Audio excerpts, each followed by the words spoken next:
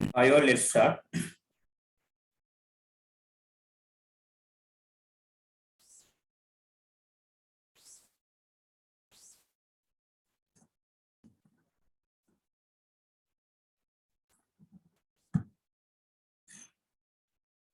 So guys, today we will see another concept, guys. It's known as Kubernetes.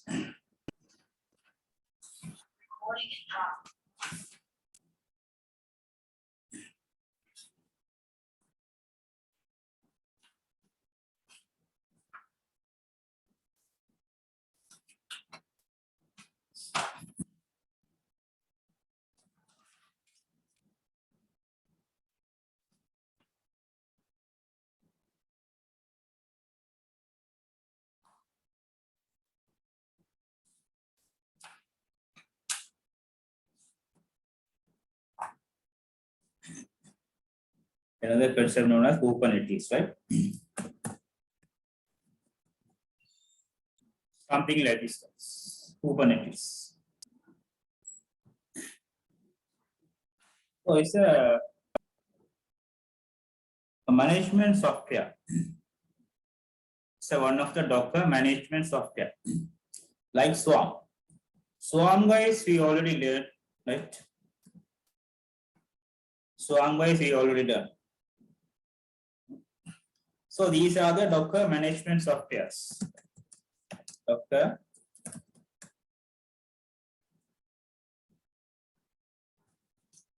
Docker management softwares. Right? Docker management softwares. This one, guys, we already learned Swarm and all. Let's see what is Kubernetes. Now say start from K. 1, 2, 3, 4, 5, 6, 7, 8. In between K and S, there are 8 letters. Say some people call K8S. You can call Kubernetes or say K8S is also fine. You can call either Kubernetes or K8S. Right? Right. Now see, if you take Kubernetes, there are 2 varieties, right? Say one is self-managed K8 cluster, right? Self-managed Kubernetes cluster. Okay. Other one is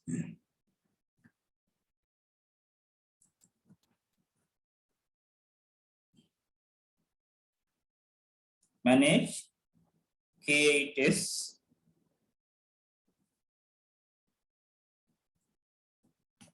clusters.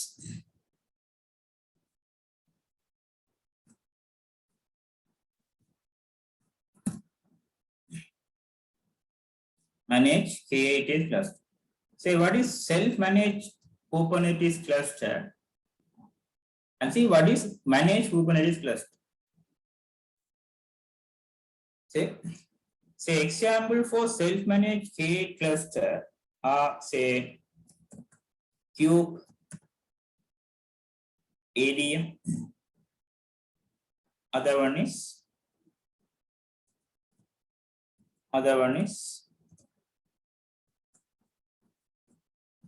Minikube. These are the example for self-managed cluster. Right? Say, let's see what are the example for managed K8 cluster. Okay. Say EKS, AKS,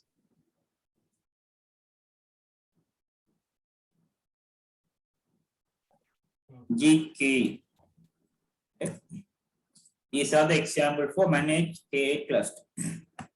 Say what is EKS, guys?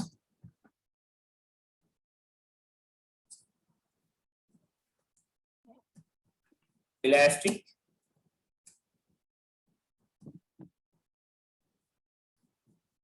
Kubernetes service guys. Amazon uses these things guys. Amazon uses EKS, Elastic Kubernetes Service. What is AKS guys? Hello.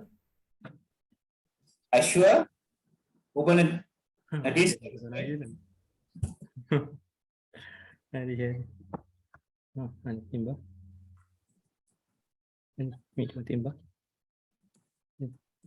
Sorry, guys, please switch off your mic.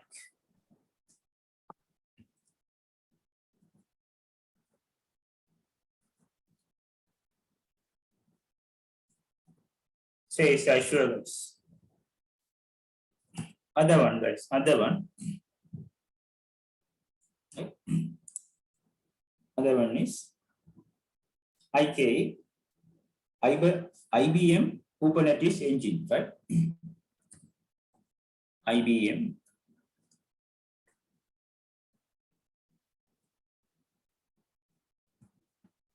Kubernetes engine guys.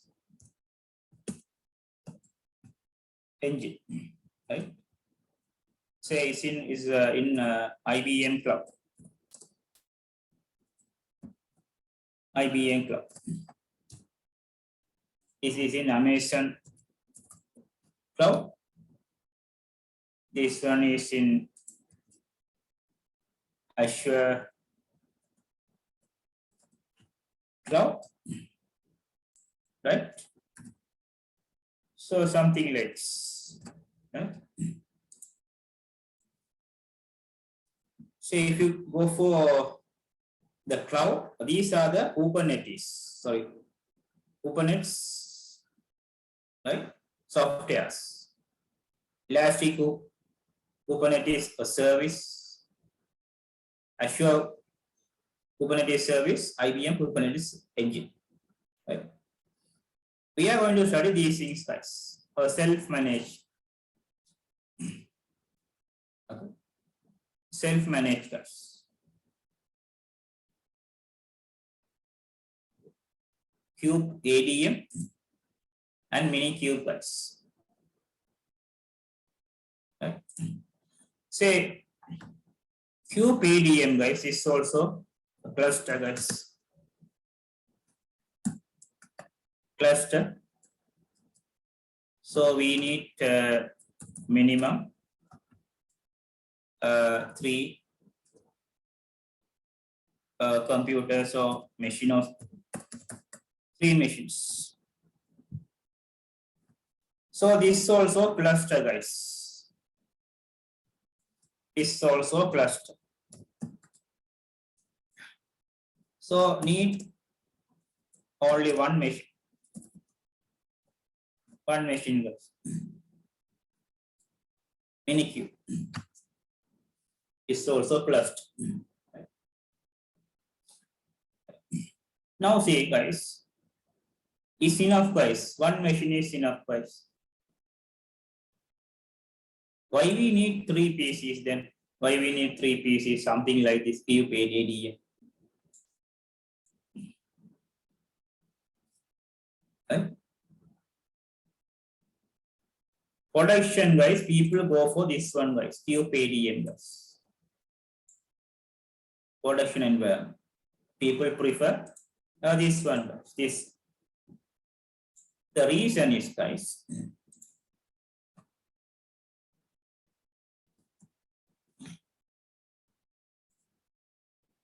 The reason is, say one computer.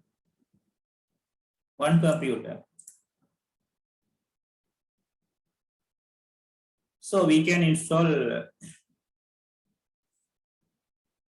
the master server. We can install the master component. And we can install the worker node component. Master and the worker node, one computer guys, one host. Say this host, we can install the master and the worker node. Okay. So here we are running our the containers, blah blah things. So guys, anything goes wrong, guys. Anything goes wrong, right? We may lose all the containers, guys. We may lose all the containers. That is the reason people prefer this architecture. Here, this is one server.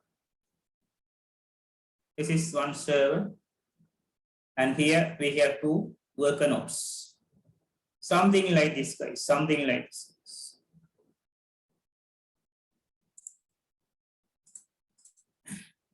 Now, guys, we move to the concept like this, guys. Kubernetes. The master server.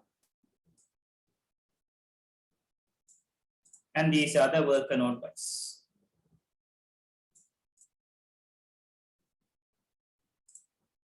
Say here, master. And guys, here the worker node. Worker node 1. You can go for any number of worker node as you prefer. Say worker node 2. Something like this, guys.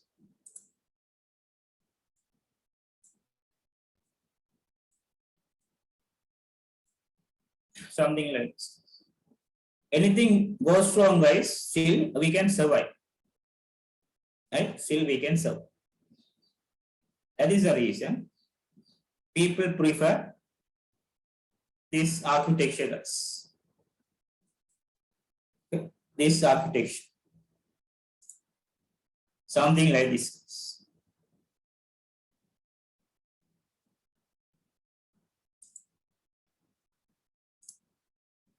Something like this. Master, worker node 1, worker node 2. Right? You can go for any number of worker nodes. Meantime, you have another master as well, guys. You can go for another master also for the redundancy purposes or backup purposes. Say master 2 or something. You can go for this second master. That also possible.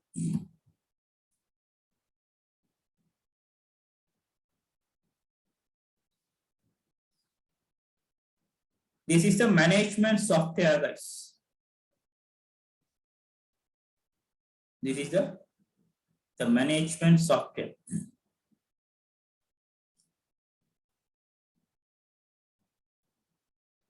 What we are going to manage? Docker containers, guys. Containers, guys, we are going to manage.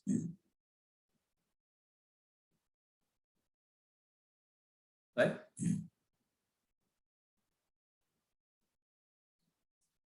There should be a communication, guys. The master should communicate with worker nodes, guys. Right? So then, master Kubernetes come with the layer, guys. The communication layer. The communication layer known as API. API. This API is a one communicate with worker nodes, guys.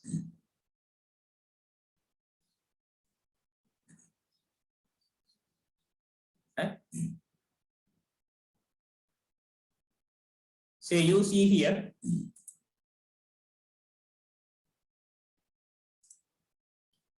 API server is there. This is the one is going to communicate with the worker node. And this is the master, guys.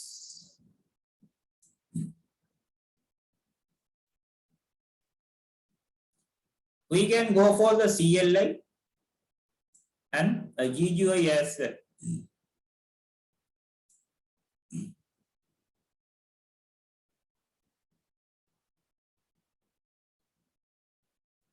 You can type some commands, guys.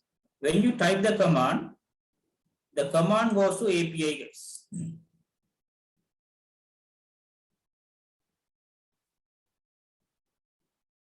So whatever you execute in GUI, it also goes to API, guys. This is the one communicate with user as well. User as well. Meantime, communicate with the worker node as well.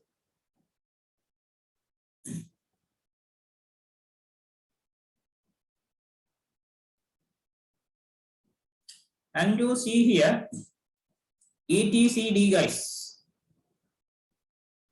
There is another service, etcd, guys.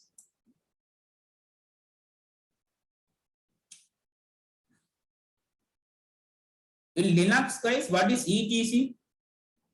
So, guys, Linux, guys, what is etc, guys? In Linux, there's a folder known as, guys, etc, guys. What is etc?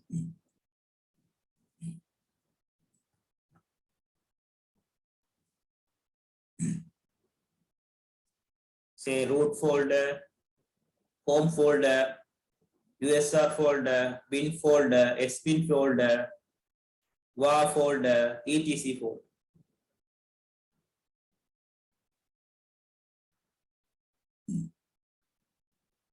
There, guys, you can see all the configuration data. Say if you want to configure anything, you go to etc folder and configure something, right? All the configuration files are in etc folder in Linux. Component come with D. That means etc database. etc a database. Here in this database, Kubernetes logs all the configuration. It's a database, guys. If someone execute the command or someone configure something, all the logs goes to this database, guys. If there's any communication issue, right? If there's any communication issue, blah blah things, all the things goes to this database and log. We can see the logs here, guys. Configuration logs.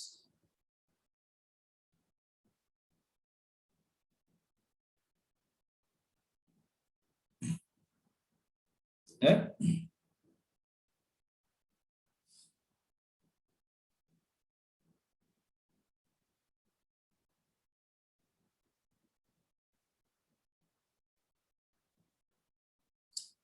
Now see here, in the master server, we have scheduler is there.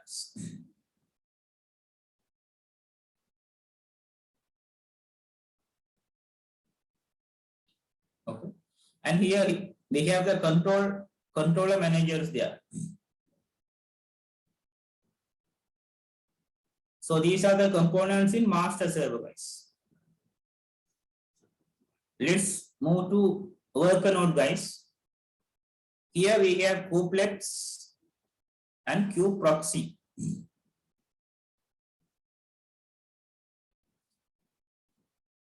Now see here, the pods are there, guys. Pods. Inside pods, guys, we have containers. So we are running containers inside pods. We will see what is pods and all. See See here, guys, inside pod, we are running containers. Okay. So here also inside pod, we are running containers. Pod 1, pod 2, pod 3, we are running containers.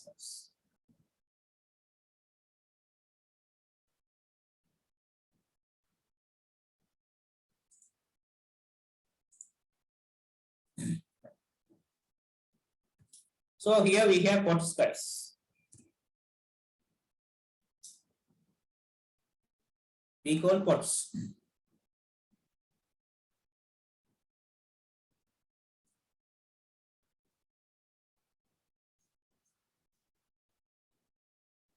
Inside pod we have containers, guys. Containers are inside pods.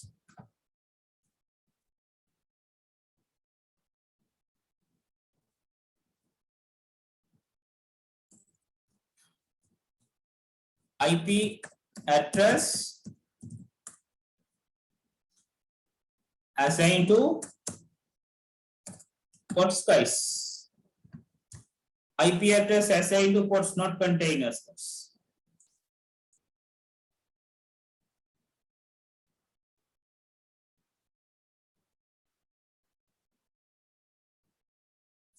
IP address assigned to pods, guys, not containers, guys.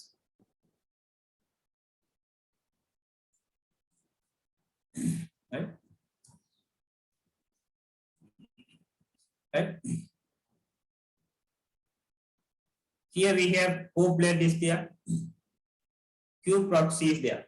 Here also Kubernetes or Kube proxy is there.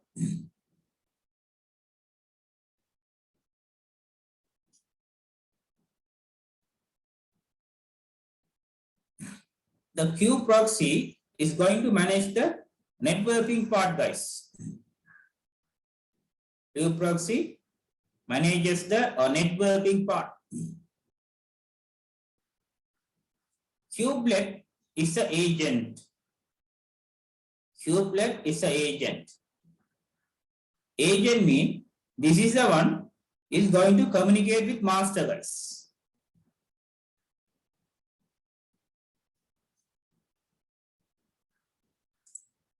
This is the one is going to communicate with the master.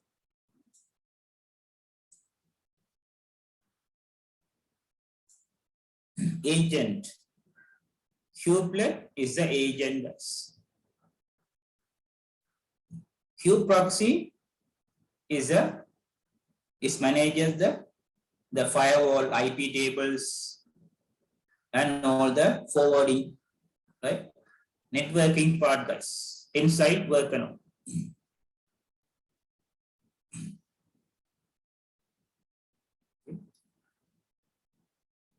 Kubelet is the one communicate with the master.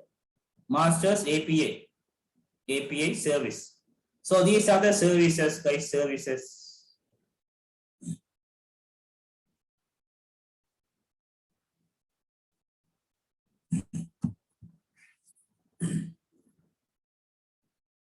Scheduler is the one creating the pods, guys. Say let's type let's give a command, create 3 pods. 3 pods. The command received by API server. Then is communicate with the scheduler, and scheduler go and check the resources. The resources are available. Then it pass the command to API server to create container.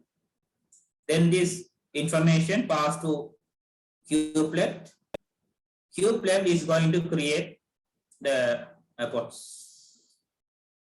Is going to deploy the pods.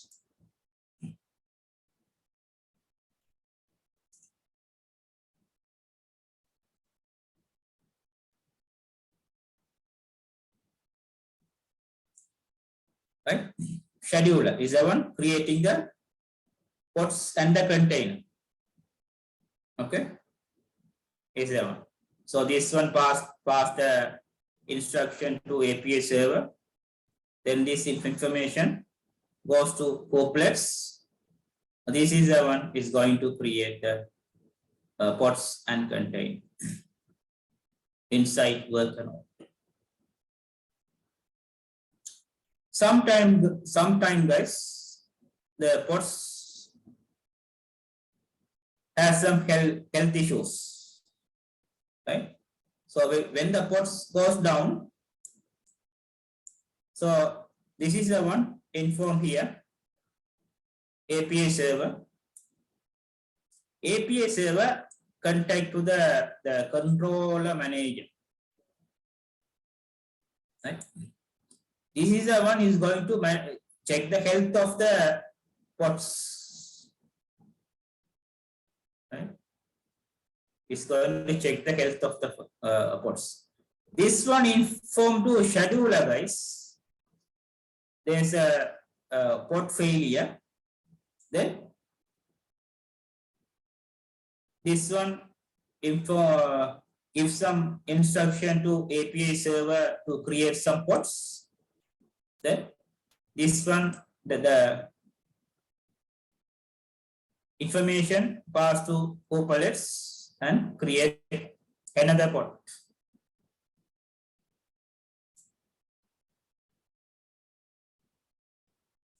So controller manager, guys, is manages the health of the pods. Health of the pods, very important. Okay.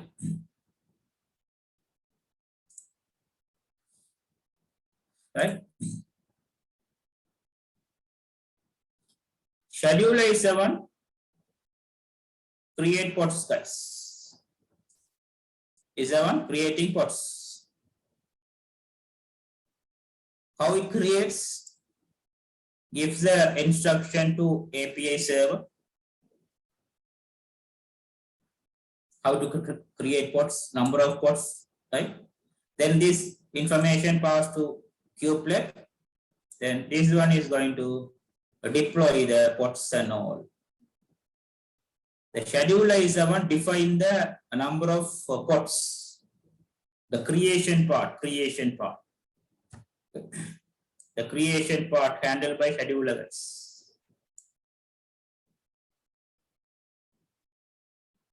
Before create pods, guys, the scheduler check the particular worker node resource, whether it has enough RAM, CPU, blah, blah, things.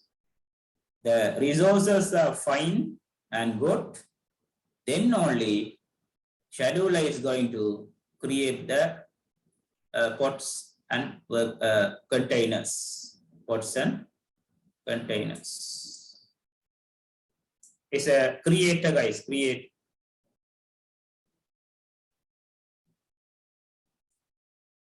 The controller manager, guys, this is the one is going to check the health of the pods. Okay, health of the pod. Okay, health check by controller manager, guys.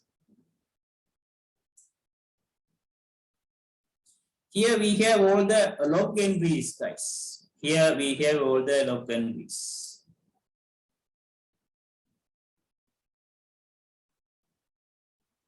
Who has created the pods? At what time the pod has created? At what time the particular pod has down? Blah blah things. All the log entries, etc. The configuration log entries, etc. database.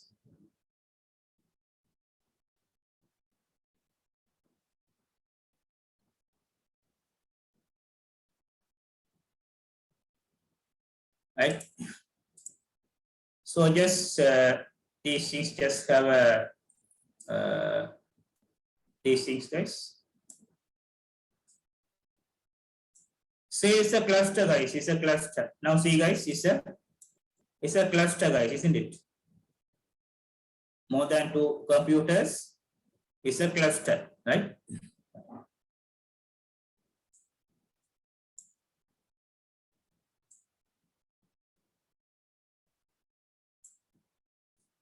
Cluster actually run the containers application being managed by Kubernetes.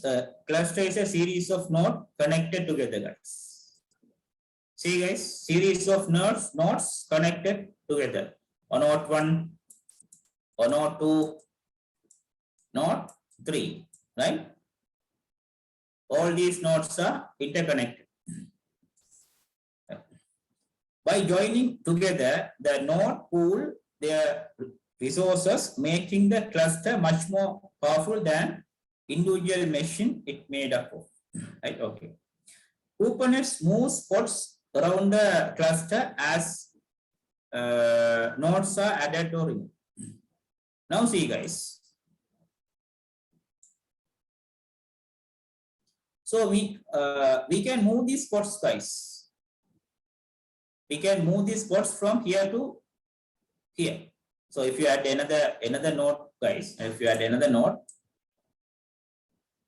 then we can move these pods somewhere here.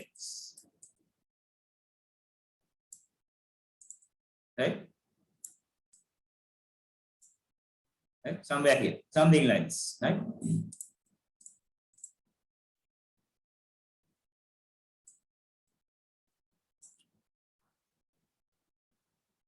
The cluster contains multiple worker nodes and at least one master node. Okay. There should be one master node. Right? You can have 2 master node as well for the redundancy purposes. Right? Right. At least one master node. Cluster. Now see, guys, what is node and node? That means the node and node, right? This one, this node, computer. Now see, guys. Node are the hardware component, the hardware machine, bare metal, right? Computer. The node is likely to be a virtual machine hosted by a cloud provider or physical machine. So, guys, the node may be easy to instance. You can host these things your cloud, Amazon or whatever cloud, or maybe your hardware, guys. Maybe your hardware, or you can host these things in Oracle VirtualBox as well. Right? This setup, guys, you can create Oracle VirtualBox for the testing purposes, guys. Right? You know these things, guys. Oracle VirtualBox. Stay here. Here also you can host, right? Oracle VirtualBox. Okay. Master and the worker node, right? All right. That also possible.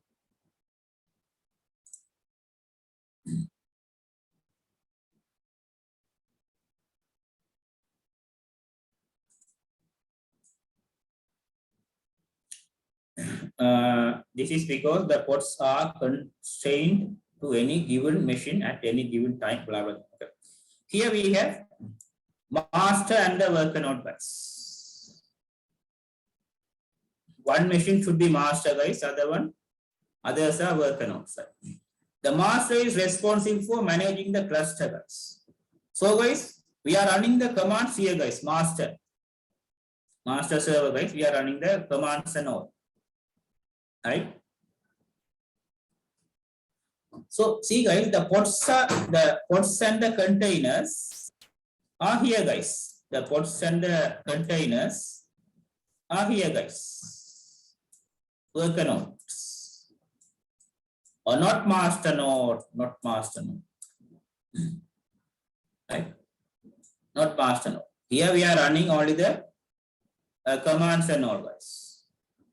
Right?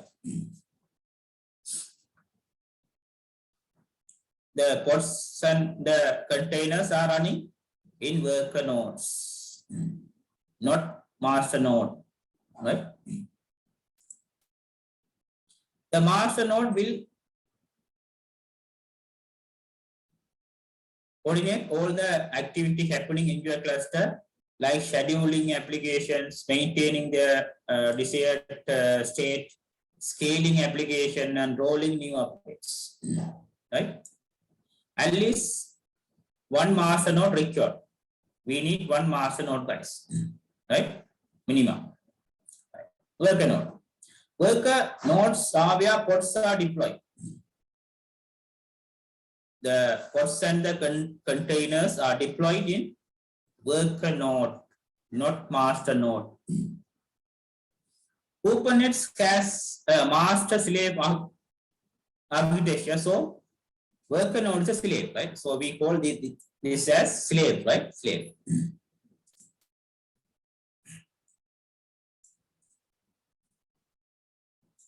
So guys, let's see what is pod and node, right? Say, let's see what is pod and node. Now see, guys, a pod holds one or more containers. Say pod hold one or more containers. Inside pod, we have containers, right?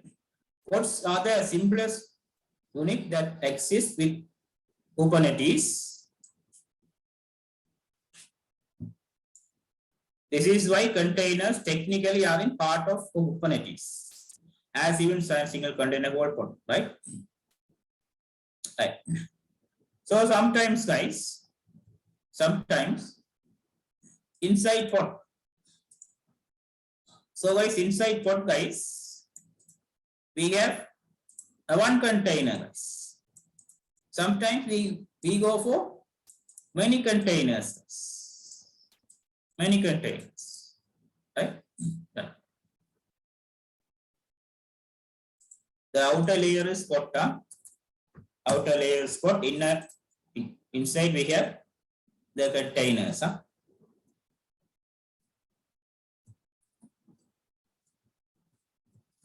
Containers, right? Docker containers, Docker containers.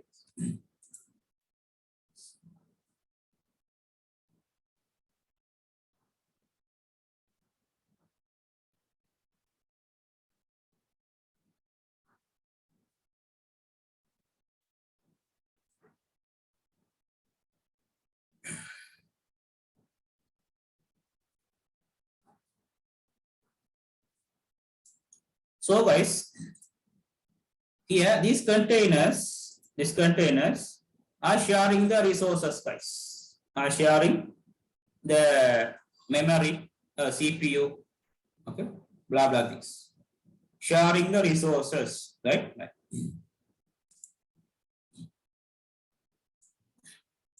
Now see, guys, master node component. Let's see master node component. Now see, guys, master node. So we are running some services, guys. This is master node, guys. We are running some services. What are the services? API. What is the other one? Scheduler. What is the other one? Controller. What is the other one? etcd database. These are the services running inside master node. These services also containers, very important.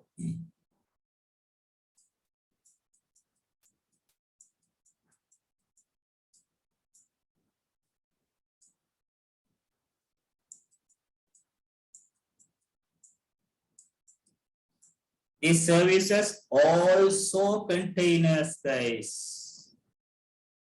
If you go to master node and if you type Docker ts, you see all these services are running, sorry. All these services are running as containers.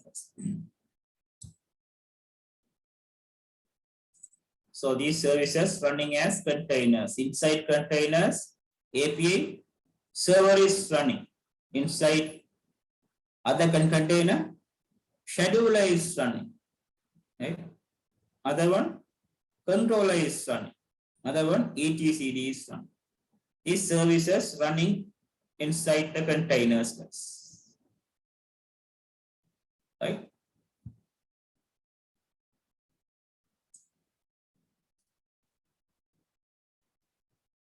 Now let's see the first one, API server. Now see, Kube API server is a component on master node which reveals the Kubernetes API to the master. Okay, it essentially acts as a front end to the information on cluster shared state. It's a front end.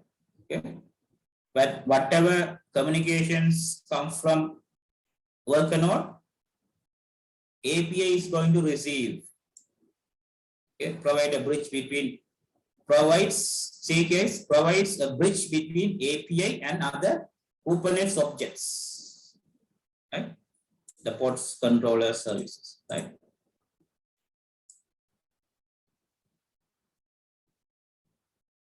All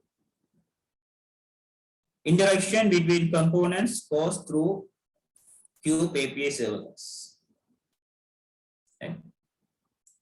Now see here.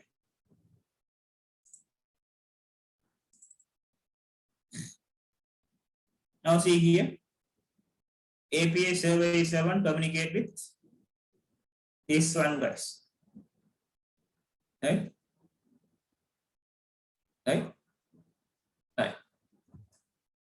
Here we have etcd database is there, scheduler is there, the controller manager is there, cloud controller manager. I'll come with later this. Right?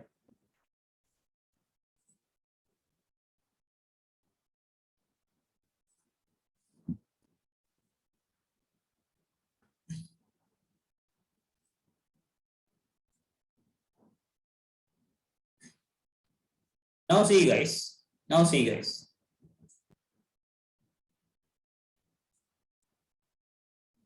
kubectl, kubelet. Both are different thing. Huh? kubectl is a command. So when we run any command, guys, we type like this. kubectl get pods. It's a command, guys. Right? Kubelet is different one.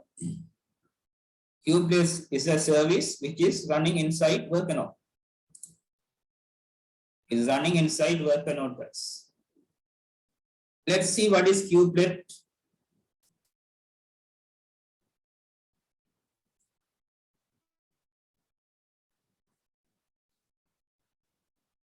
kubectl is a command. Kubelet is kubelet is running inside worker node, right? We'll come later. This one. Now see, guys, a scheduler. Scheduler, guys. See, let's see what is scheduler. That means this one, guys, scheduler. This one. Say scheduler, guys. When a pod is created, it must be assigned a node to run on it, right? So the scheduler is the one is going to choose the node. Now see something like this. Something like this.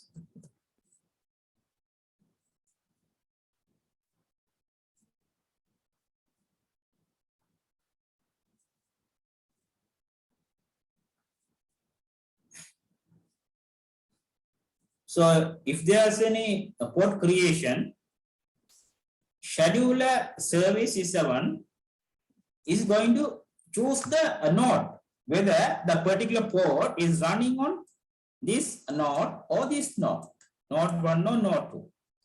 Scheduler is going to decide.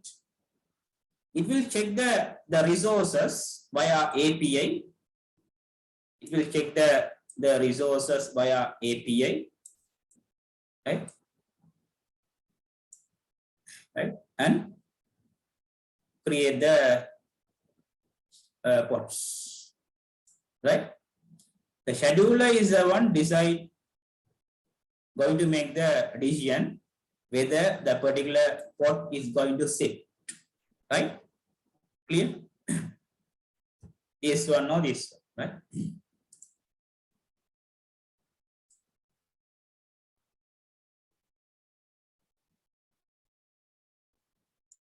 Scheduler receive information from API about pods requirement and specification, and IT resources are available nodes, right?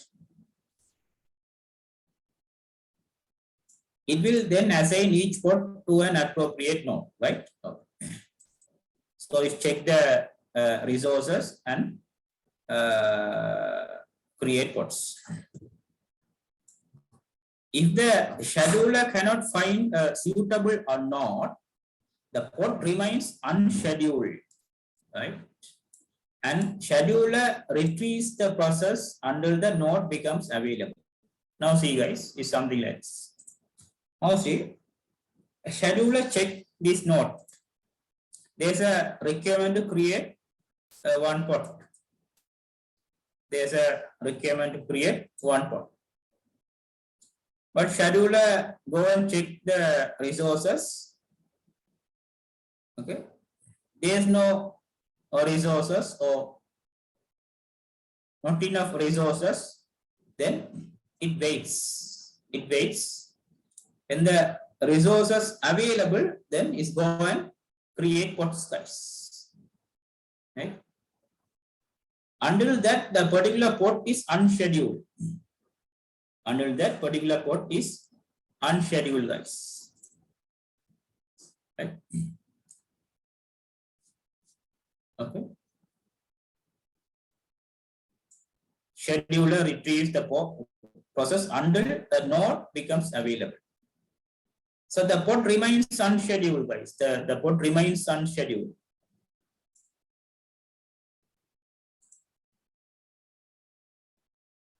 Right?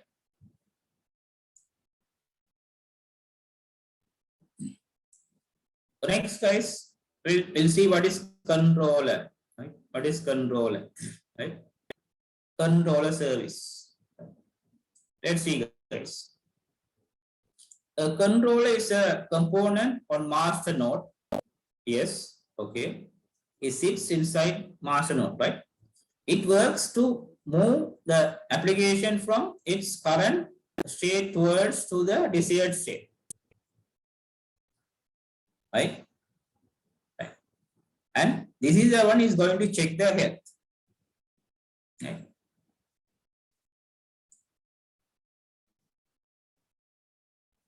Kubernetes has variety of controllers, guys. So it has variety of controllers. What are the varieties, guys? Replication controller, namespace controller, right? Service account control.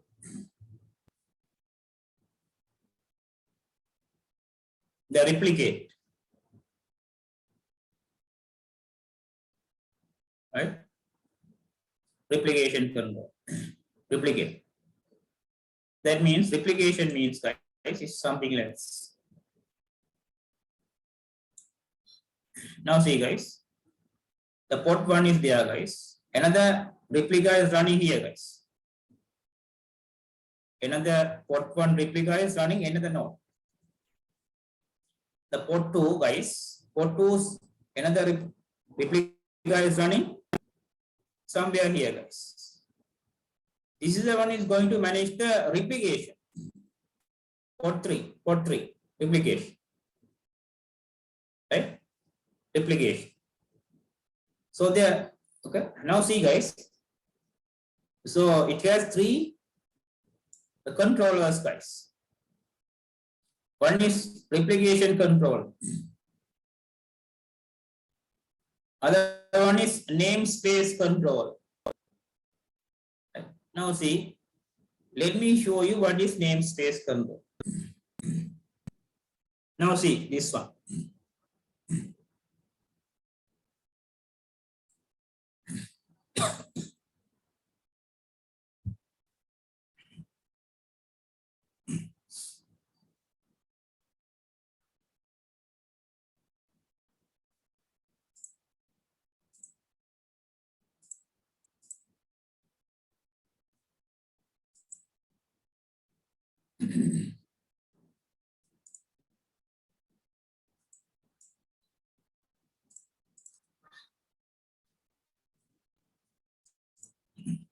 Now see guys,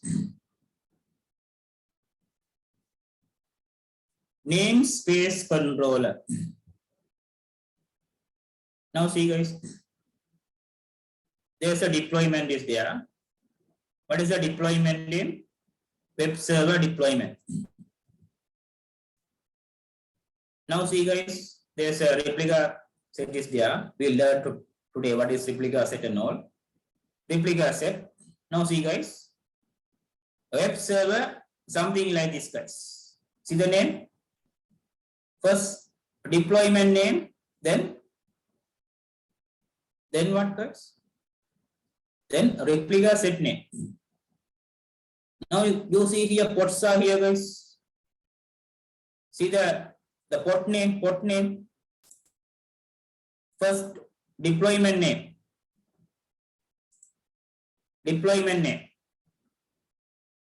Replica set name. Then pod name. Deployment name. Replica set name. Pod name. Deployment name. Replica set name. This one and pod name. The naming convention, right? Naming convention is controlled by namespace controller, right? Namespace control, right?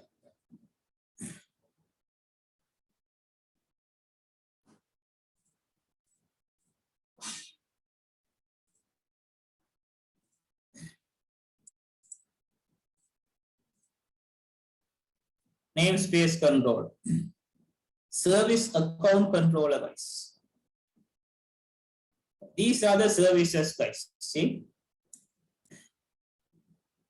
So these are the services guys. Say that some services are running. So each services should have a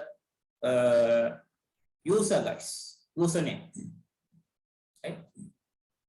Say for example guys, say if you run FTP service, you need a FTP user, isn't it? Say if you run a mail, you need a mail user, right?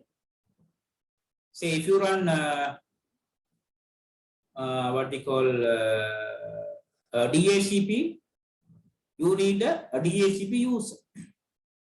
If you run skid proxy, you need a skid proxy user, backbone. Right? So likewise, each services should have a user account guys. User account. The thing is guys, say this user accounts don't have any passwords like FTP. Say if you say FTP, there's no password for FTP. The particular user is going to run only the service, that's all. Same concept here as well. All these services should have a user account, right? So this user account controlled by service account controller. So these things are come under the controller layer, controller service. Right?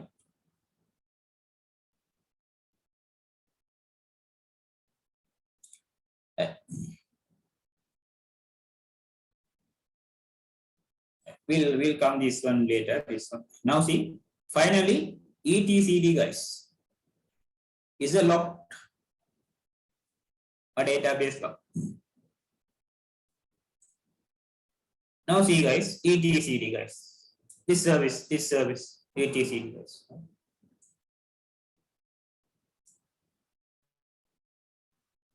etcd stores configuration information for large distributed system. So it's locked all the configuration data, information or whatever.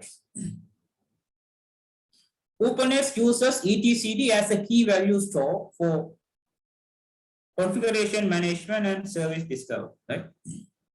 etcd must be highly available and consistent to ensure services are scheduled and operated correctly. Right? etcd data is so crucial. It is highly recommended that you have backup for your cluster. Right? So sometimes if there's any crash, if there's any cluster crash, we use this data to redesign the cluster guys. We use these things and quickly redesign the cluster, right? So that is something about this one guys, etcd guys. Now let's see kubeplets and kubeproxy, right? Now see guys.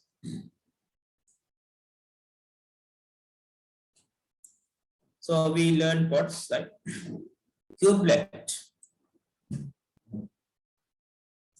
Kubelet is an agent. See, is an agent that runs on every worker node in a cluster.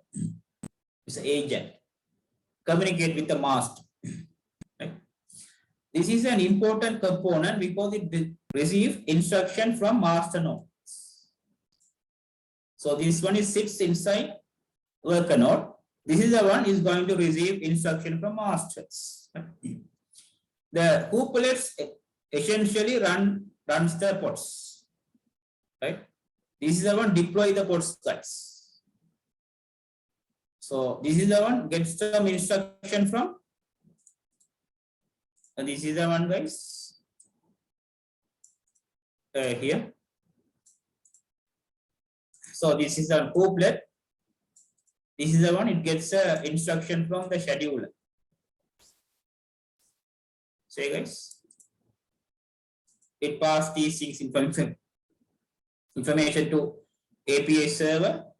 This one connect with the kubelet, right? And deploy the pods or run the pod, right? He knows how to run, how to deploy. The decision taken by scheduler guys. All the decision taken by scheduler, right?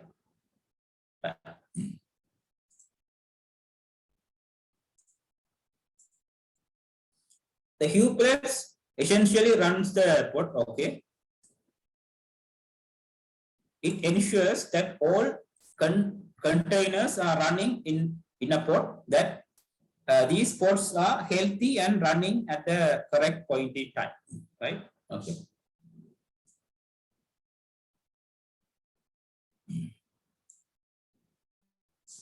So this is the one is going to check the health inside here guys. The pod is here guys. Please check the health and inform to the controller, right? Check the health and inform to comes here and inform to the controller, right? This is the one runs the pod, check the health in worker node, right? Says deploy the pod and health check as well and inform to controller, right? It will launch and kill pods as it receives instruction. See, as it receives instruction from master node regarding which pods need to be added or removed. This is the one how to kill the pod, how to run the pod. That's all. Right? The instruction comes from here, guys, master, right? Master. Right? This is something about kubelet. Kubelet. Let's run, right? Kubelet. Okay. Let's check, right? Something like that. Okay? Kubelet. Other one, guys, kubeproxy, guys. So let's see what is kubeproxy. This is the one is going to manage the networking part and all, right? Now see.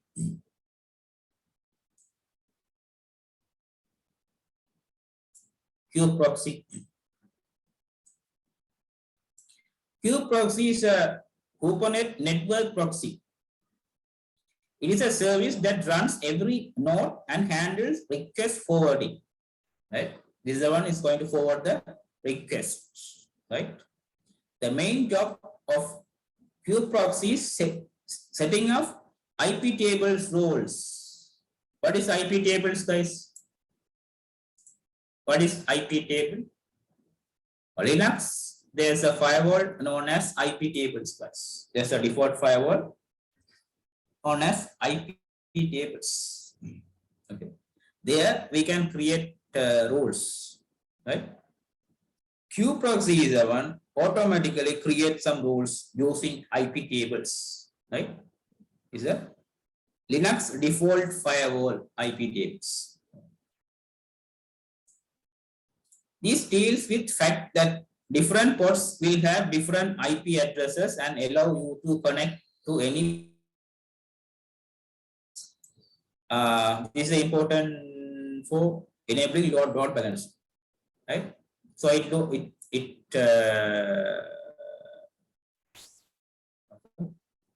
so it manages the load balancing as well, guys.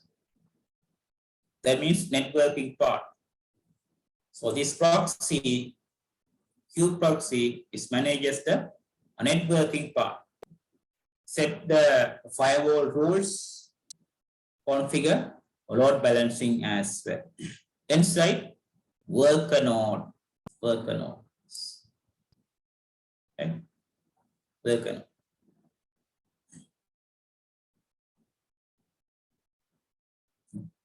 This is the Kubernetes architecture, guys. Kubernetes, right? Architecture. Right? So deployment and all, we use this one. Deployment and all, we use this one, guys. Right? Surely, we are going to deploy this architecture. Is the self-managed architecture, guys. Self-managed Kubernetes. That means, so we are managing this one, the master and the worker node as well. We are managing both.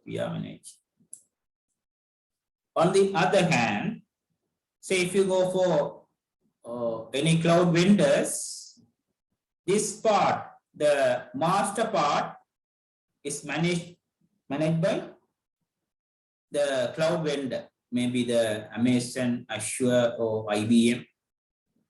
So they manage this part. We can't touch this part, guys. Manage architecture. So Amazon Kubernetes, Azure Kubernetes, IBM Kubernetes, right? So they control this one, guys. They manage these. We can't touch this part, guys. We only work with worker node part. Say if you go for any other cloud vendors, right? We can't touch the master part. We only work with worker node, guys. Right? Right. So Now we learn this architecture, guys. Now we are going to deploy this architecture. Right? You can go for CLI and GUI as well. Right? Meantime, refer the documentation, Kubernetes documentation. Say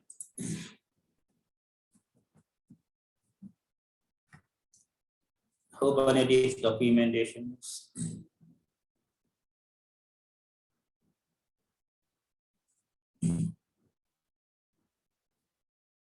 You can refer these things as well. If you have time, please go for these things as well.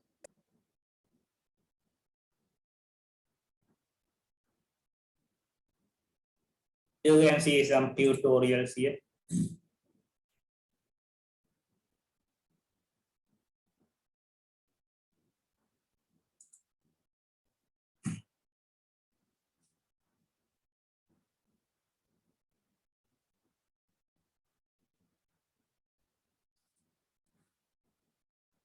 And it has its own examination. These days, people ask Kubernetes certification and all, right? You can go for this examination as well, right?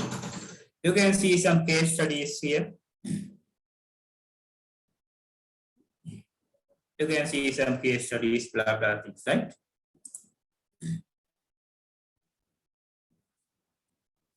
Say what is Kubernetes, blah, blah things. Say what is Minikube, guys, what is Minikube?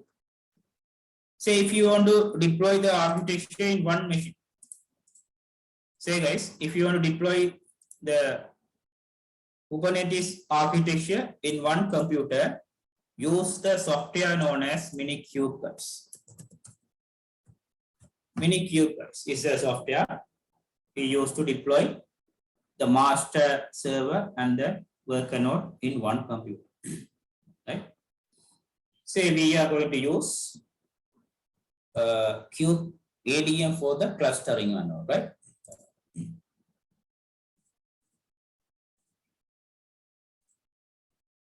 Now see here, you can see the installation, right?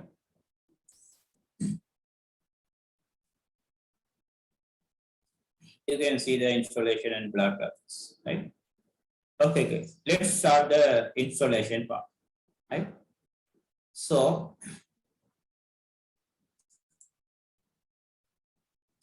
let me deploy these things to Amazon. Huh? Right.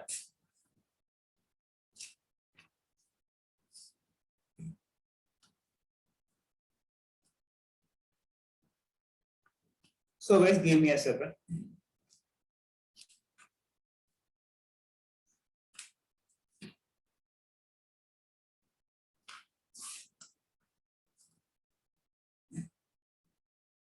So let me use installation documentation. You also please refer the documentation I have prepared for you guys. Just refer these things. The deployment part.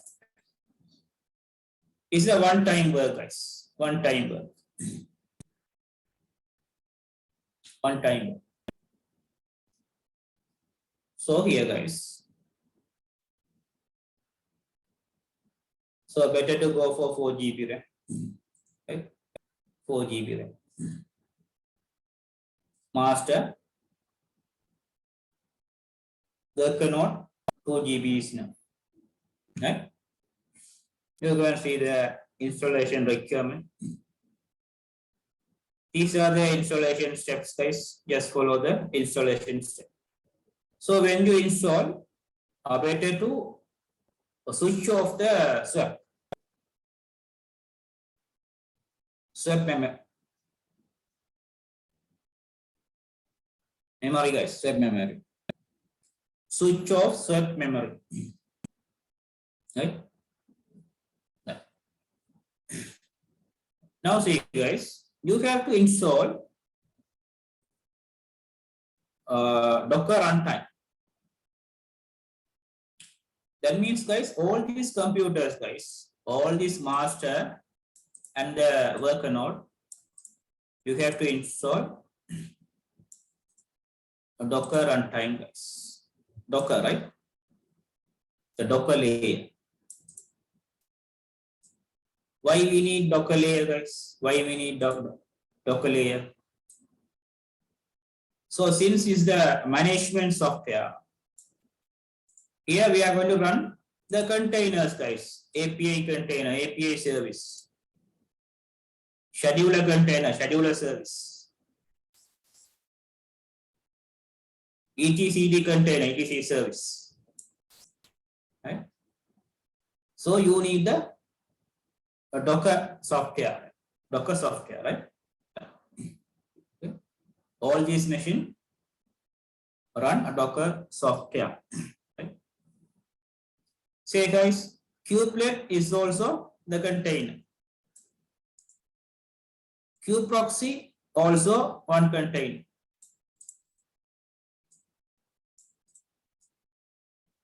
Right?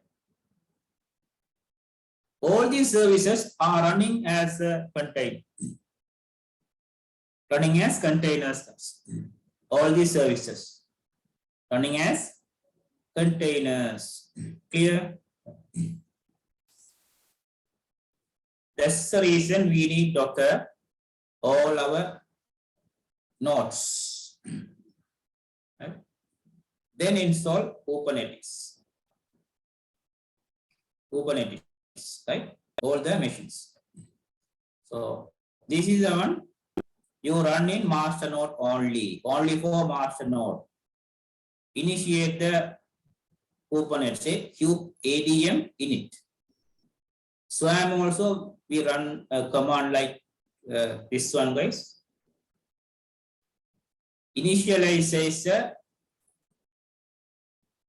connection, guys. This one you execute only masters. Only master you run this command, guys. Kube adm init.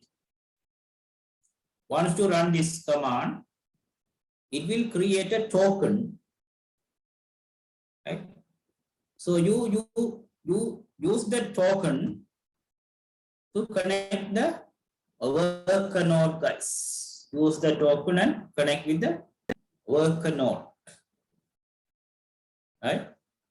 Then it becomes a Kubernetes cluster. Right?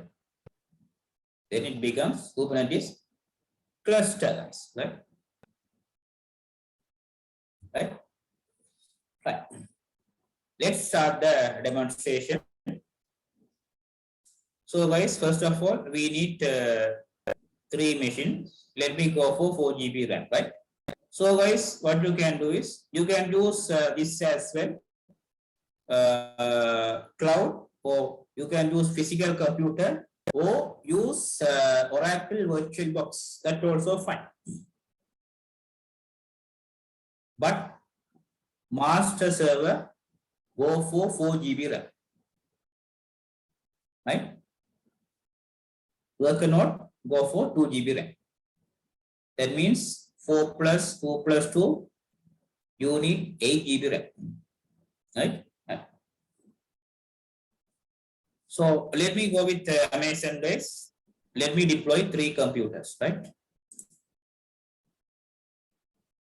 Say, let me go for Mumbai. You can deploy these things in any of the regions as you prefer.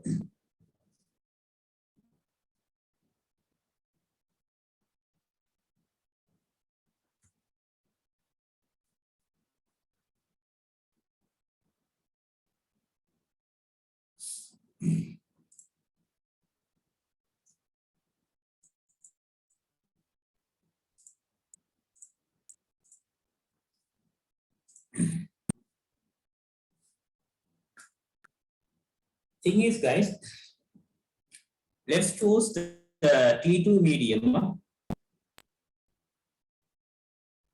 You can go for any flavors. Let me go for Ubuntu latest. Let me go for this one, guys. This family, 2 virtual CPUs and 4 GB. Right? This one.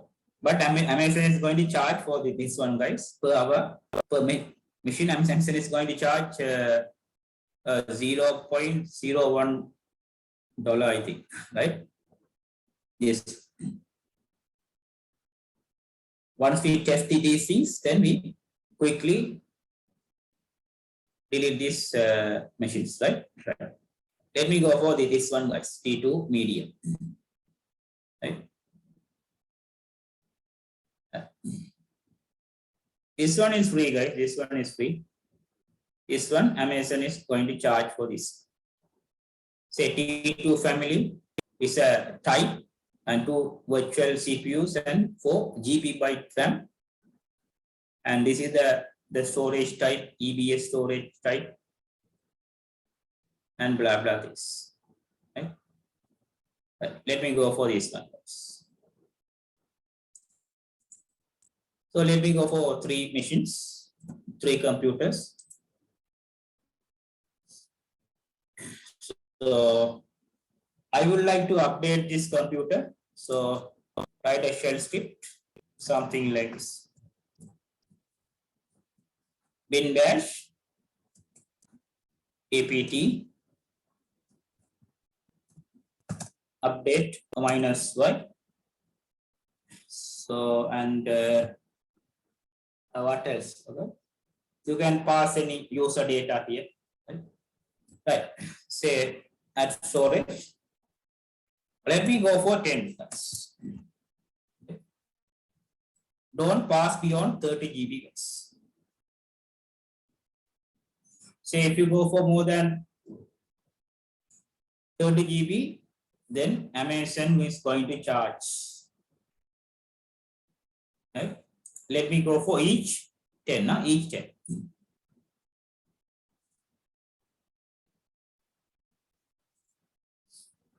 Let me open all the rules here. Let's launch this one quickly, guys. Say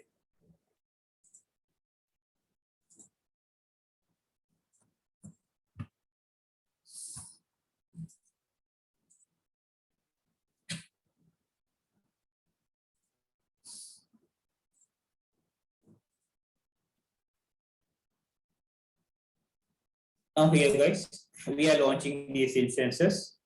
All are T2 medium, still in the pending state. Wait some time, guys. Wait some time. Still in pending state.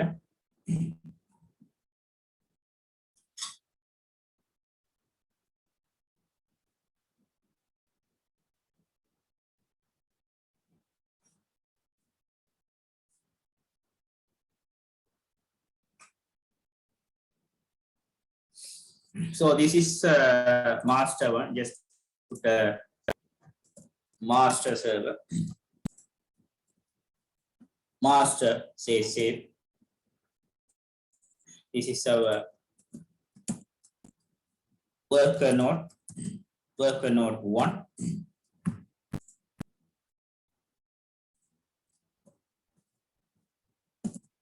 node 2.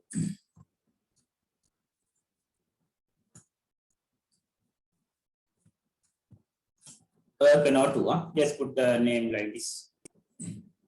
Right? So let's connect the syntax. Let me connect master. Still in the pending state, wait some time.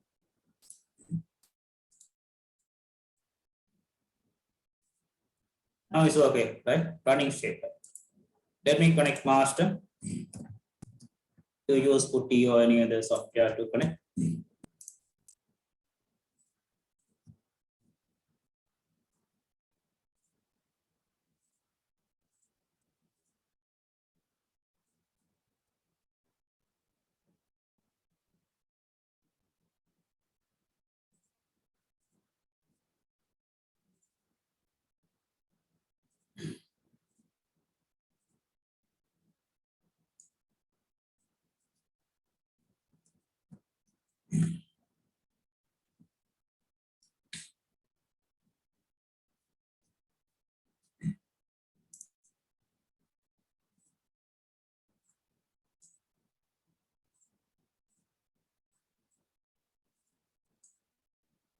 So this is the master version.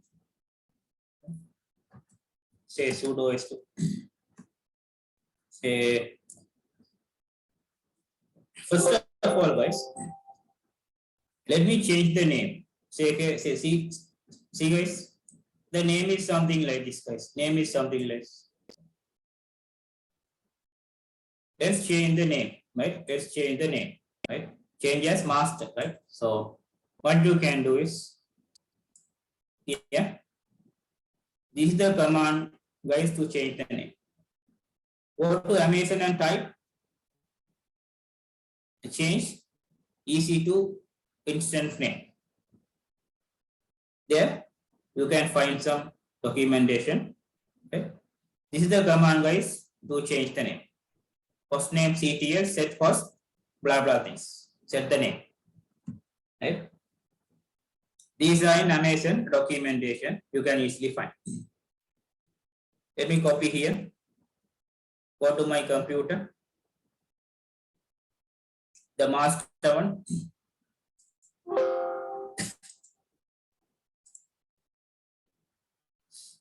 Give me a second, guys. Let me close the other notes. So I have some other notes here. Okay. Now see here. So wait. So let me wait. Let me connect again.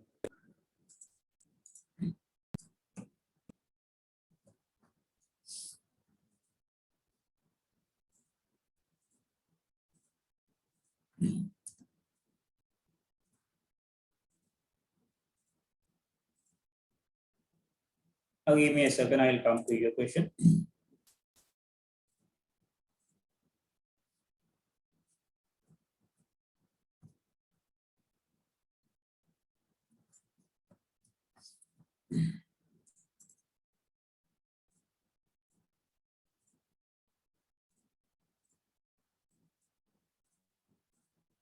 Give me a second. Okay, what's the question?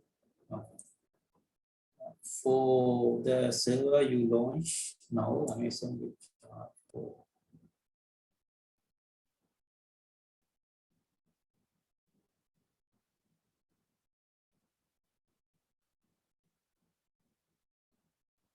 Yes. So right.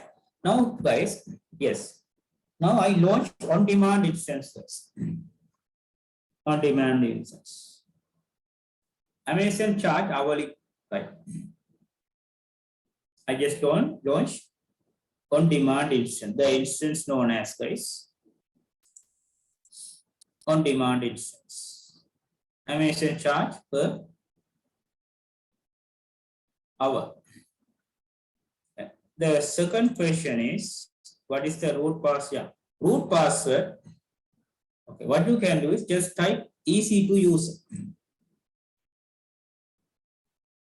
EC2 user. Amazon already set EC2 user in sudo files. There you get the admin access. See now, see guys, I just logged in as EC2 user. Exit here. Sorry. I just logged as Ubuntu, guys. Now see, now wait. Now this is the, it is a Ubuntu machine. Ubuntu flavor, the username as Ubuntu. It is a Red Hat flavor. The username as EC2 user. Here is since it's a Ubuntu flavor, I just logged in as Ubuntu. So that's what you see here. The say if you type who, you can see Ubuntu logged in. Right? Ubuntu logged. So now just type a sudo s2. You get the admin access. Admin access. Amazon, you won't directly log in as administrator root. Right? You logged in as normal user, then you switch it to administrator. right? Switch to administrator, something like this. Right? Sudo s2, just type sudo s2 administrator. Now log dash administrator. Say just a admin login, right? Admin log, right? See, the admin login comes from Ubuntu, normal user, right? You get something like this, right? So is that your question, Kirsten?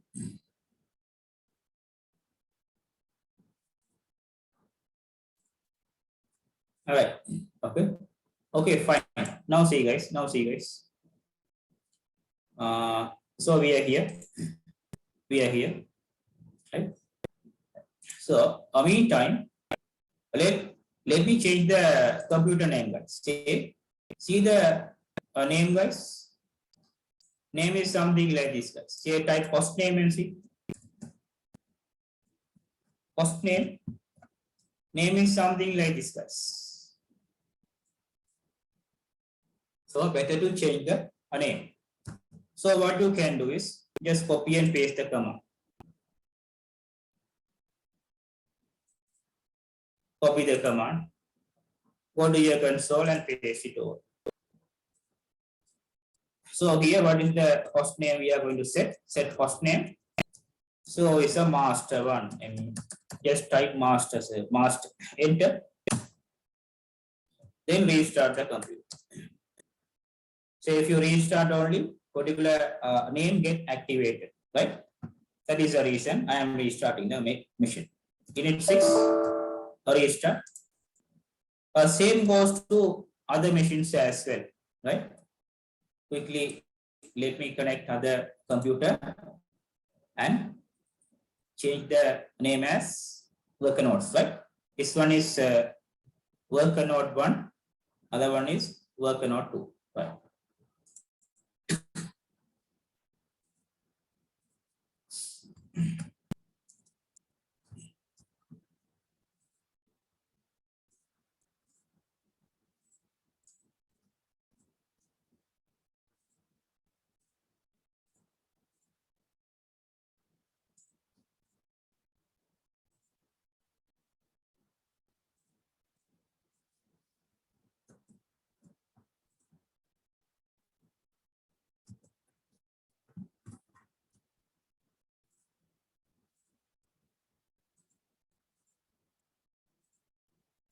To see here, guys, to see here. The name is something like this, guys. To see here, the name is something like this. Let me change this. Worker node 1, right? Say go here, copy these things and paste here, guys. Say what is this now?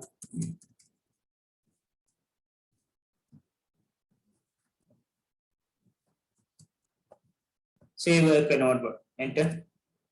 Say let me restart this as well.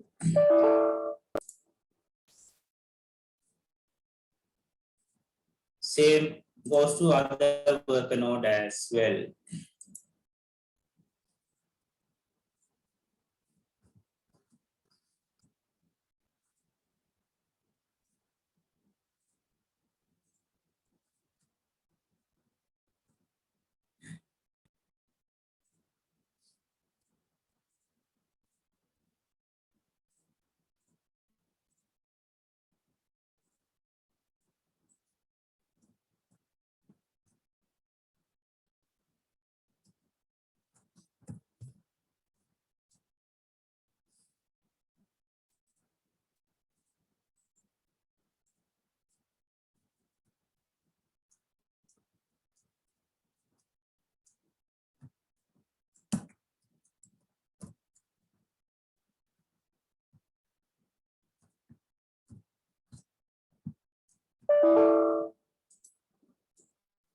Now see here. Let's connect these computers. Let's connect this master worker node, blah blah things, right? Let me connect these things first.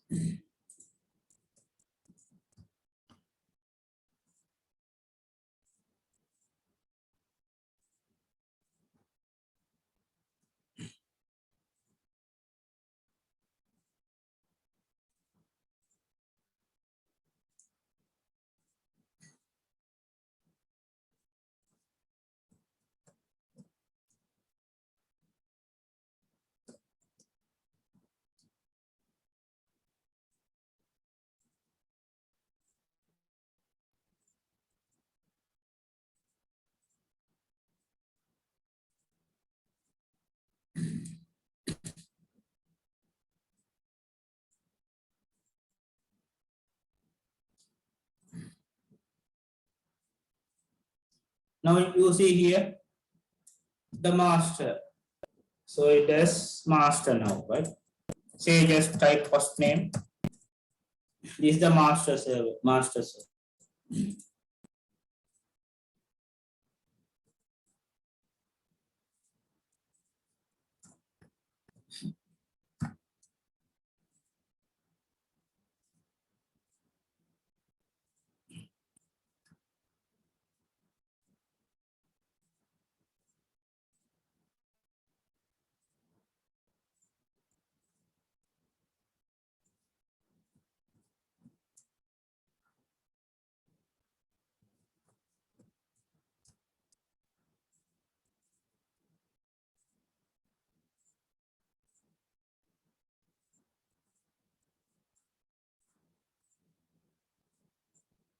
Now see, you see here is the our cannot one, right?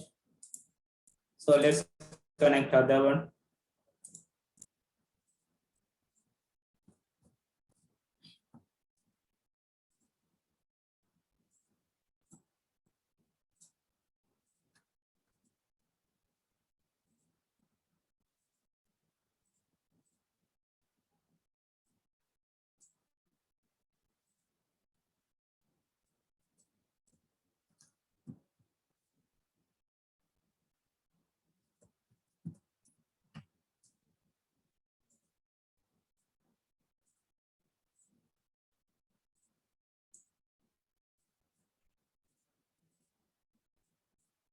Now see here, this is our cannot two. Now guys, we have three computers here. One is our master is there, the master. Other one is worker node one. Other one is worker node. Master, worker node one, a worker node two. Right? Now we have three computers. Right? Let's configure the architecture quickly.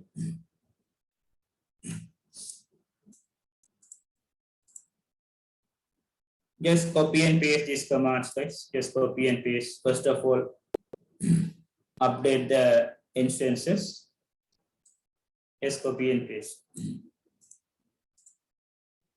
Sudo is not master. The thing is, I log as administrator. Okay, log as administrator. Better to change the folder, root folder. Then run the command. Sudo is not master. It's not master. First of all, we update these. Yes. The same command goes to other servers as well. Say here, guys, node one.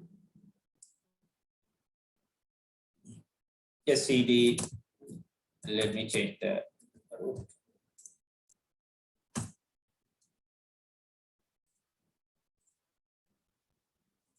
This server also.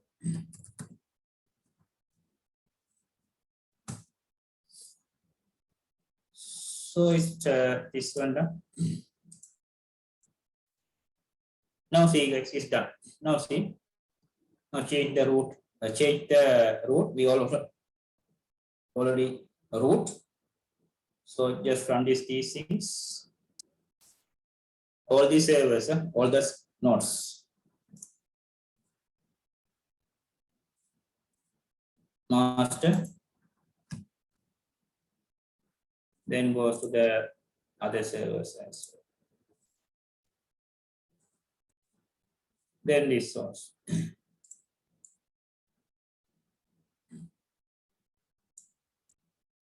Then run like this, then update.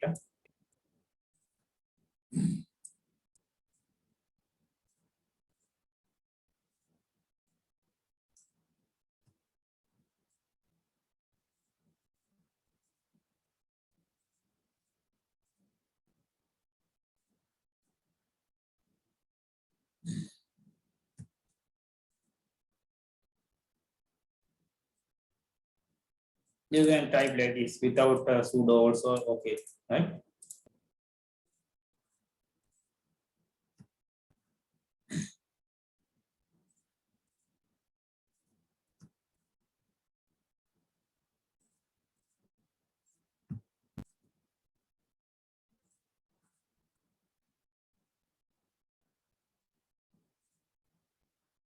then disable the swap all the nodes. Just copy and paste this.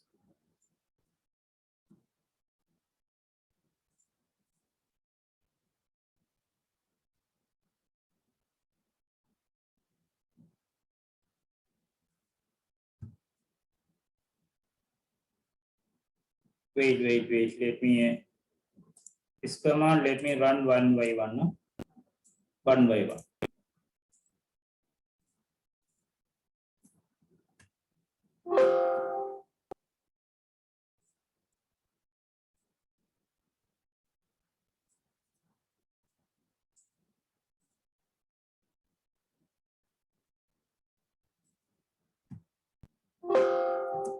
Right?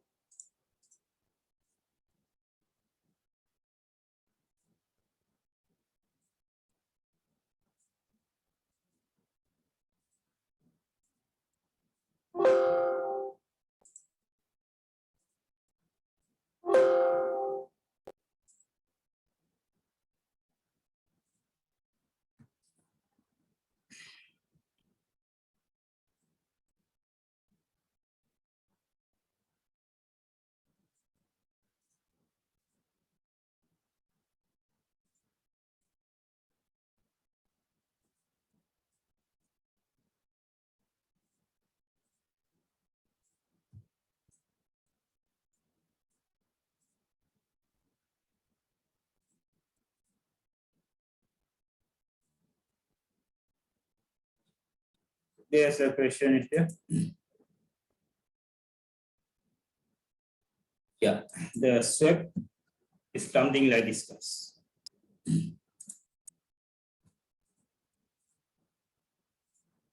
So guys, this is your the hard drive.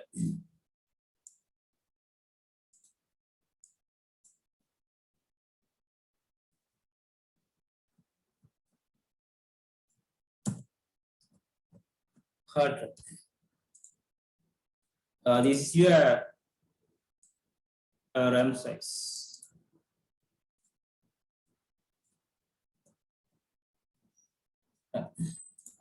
This is another is also in RAM. Is known as sorry.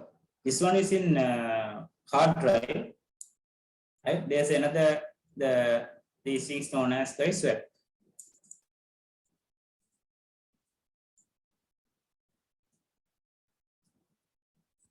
Swap memory, guys. Swap. So thing is,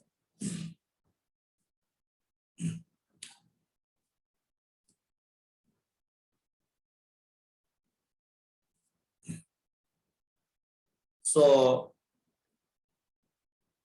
before loads to before the data loads to RAM, first of all it loads to the swap. Then it loads to the RAM size. RAM. Right. So this is known as swap memory, guys. Right? Is it like cache? Yes, kind of cache. Yes, it's a kind of cache. Right? Okay. So it's load to swap. From here it loads to RAM, right? So,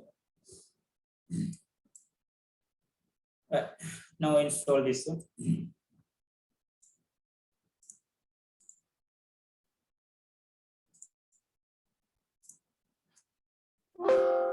Now we are installing Docker.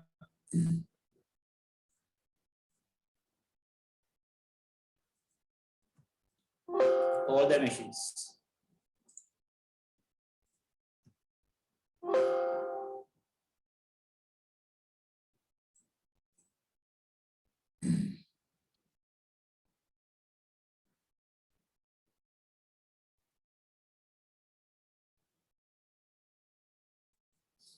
Right.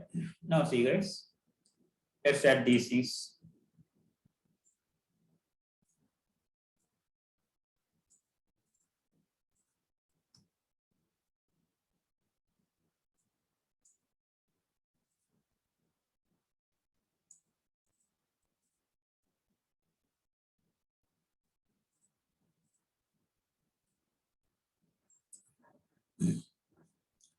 finally install Kubernetes, guys, right?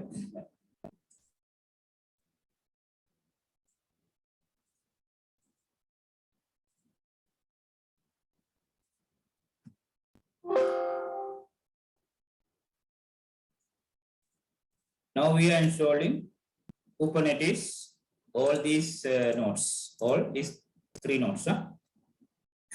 Now see, guys.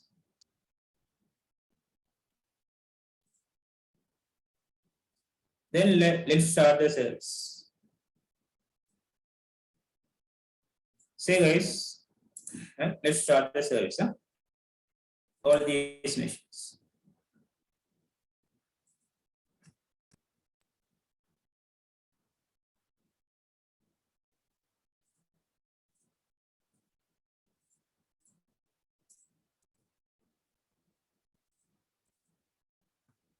So it's running here. So it's running. Right. Now see, guys.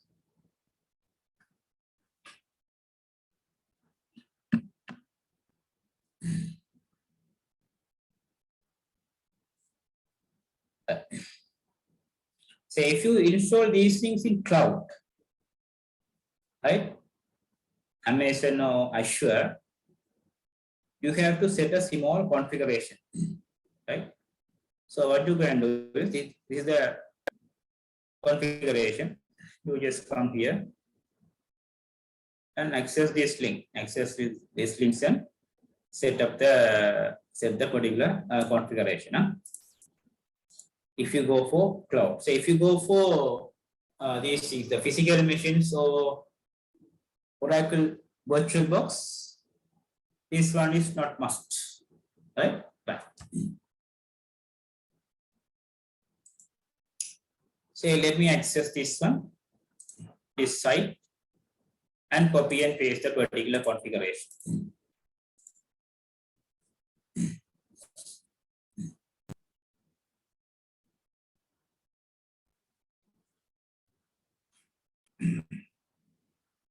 All the machines, guys, set like this. Huh?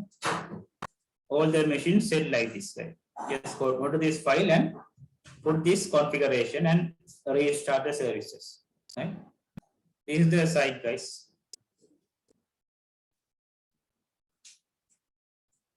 Add these things to the adjacent file.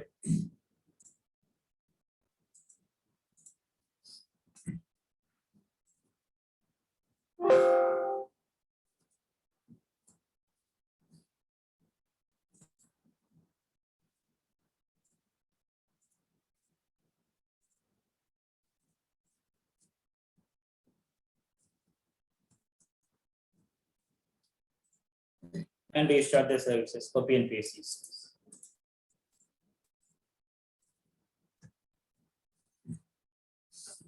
The same thing goes to other machines as well.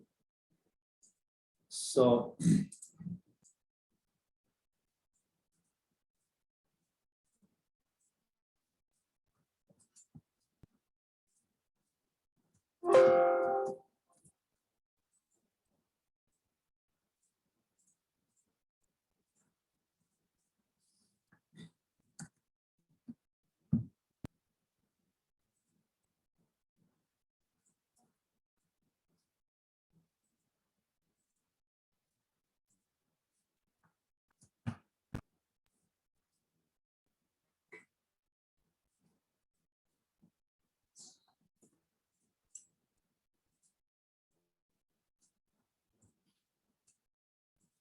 this one work for guys only the one time work. Huh? It's only one time work. So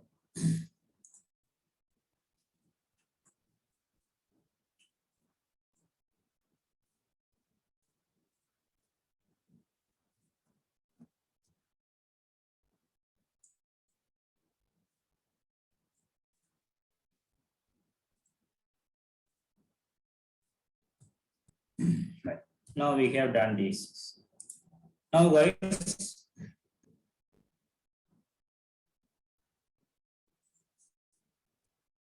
so we have done this. Okay. So guys, now we are here, guys. Now we are here. So we are here, guys.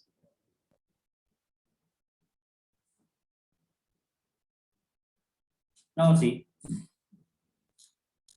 let's initiate the cluster, right? So this one only for master. Master is the one is going to initiate the cluster connections, right? So just type cube ADM init initialization, initiate, right? Init init, right? Then you copy and paste only the master server on.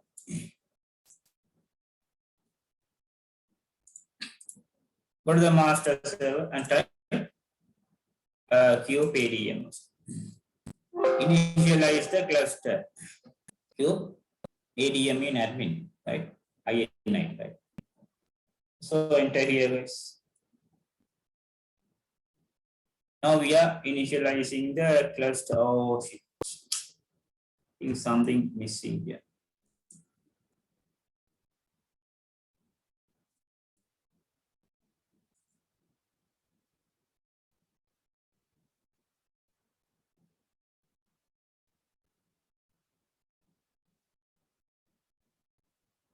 So did we miss some? I think we missed something.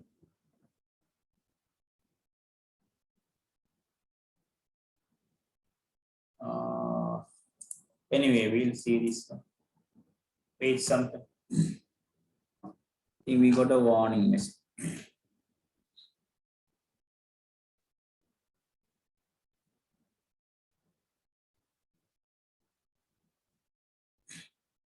Says comes like this. Anyway, we got your Kubernetes control plane has initiated successfully.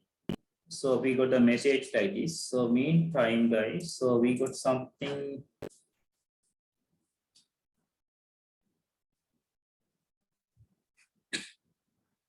System verification missing optional C groups. This one. There's a warning.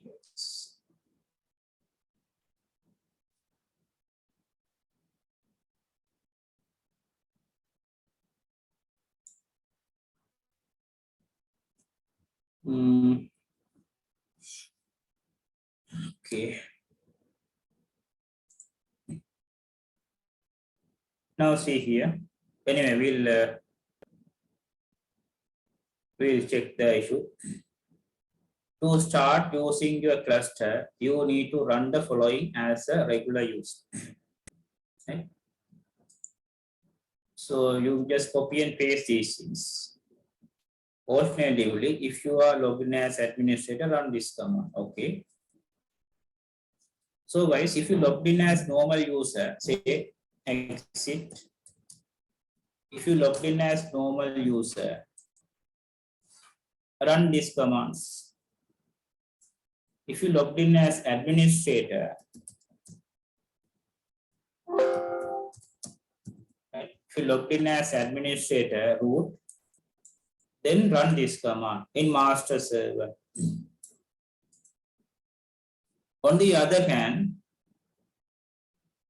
the worker nodes, you run this command. Worker node, you run this command. Then only the nodes getting joined with the master, right?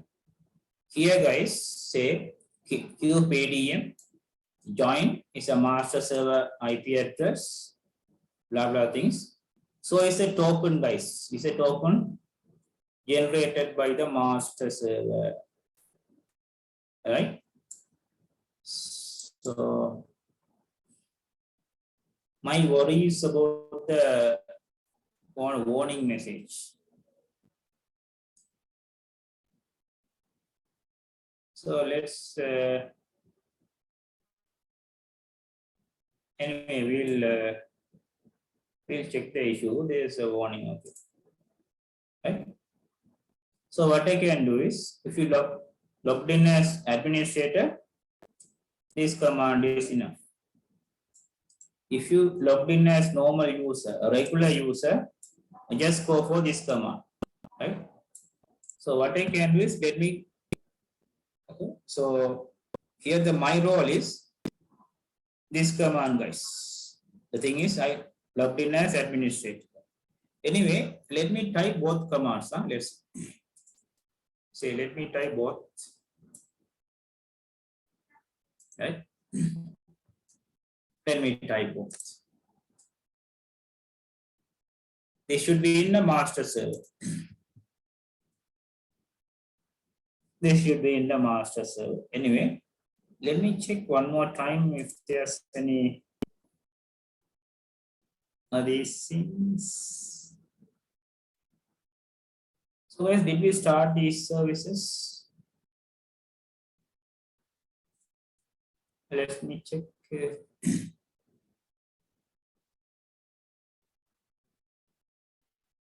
So we have started the services.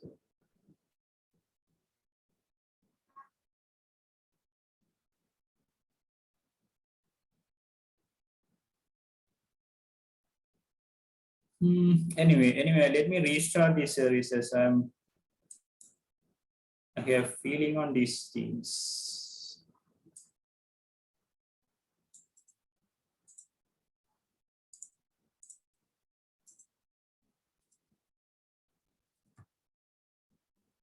Okay, that's right. Anyway, right. So guys,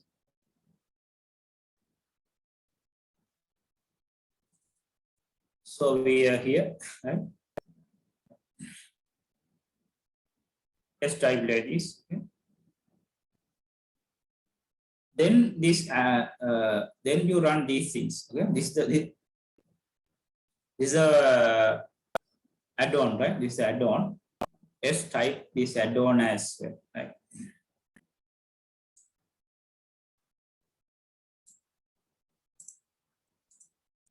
In a master server only. Master server, just type it.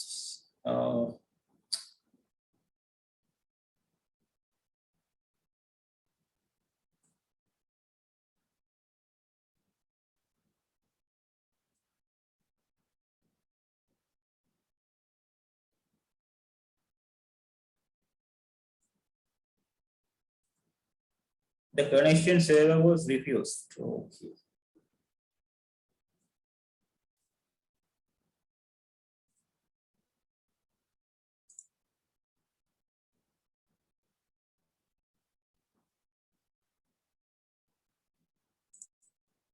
Uh,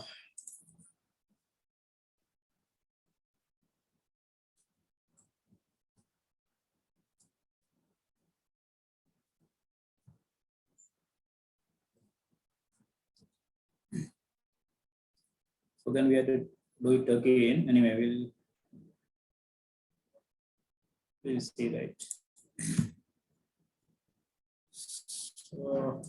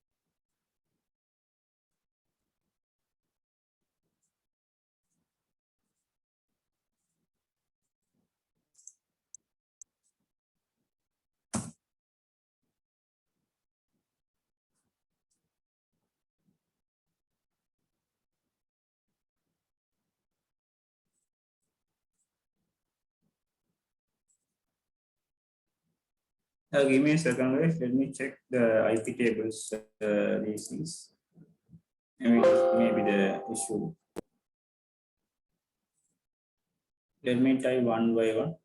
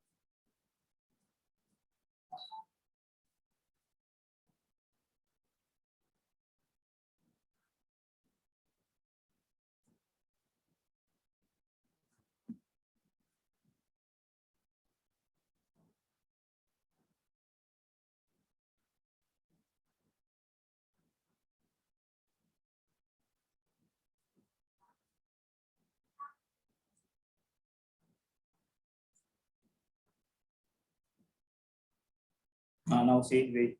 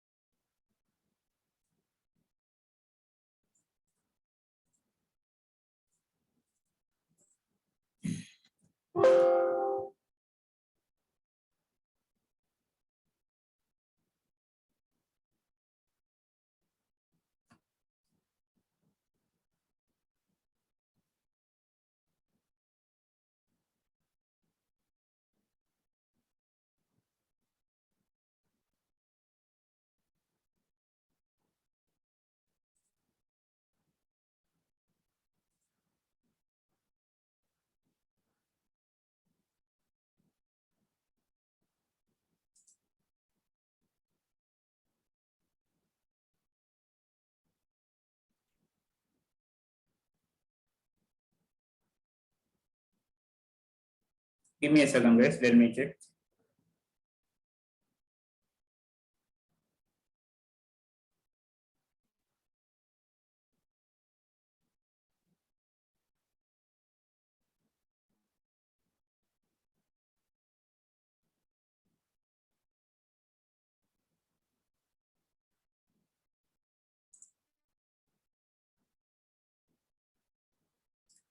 Work or not, guys. What I can do is go to master and copy the token. Go to master node. Here, copy the token. This one. This is the token. This is a token here. Say, copy the token and paste it. Let me arrange the token nicely. Just go to the notepad, paste it over here. Paste it. Just remove these things.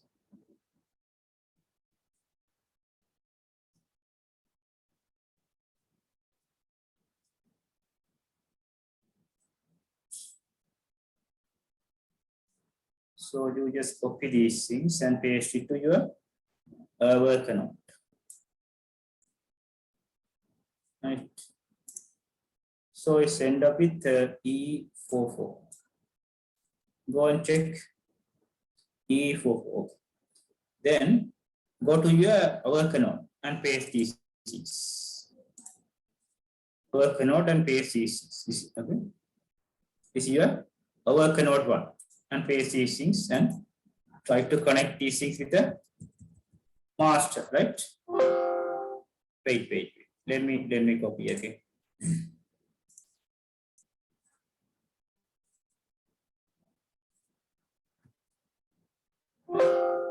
Just enter.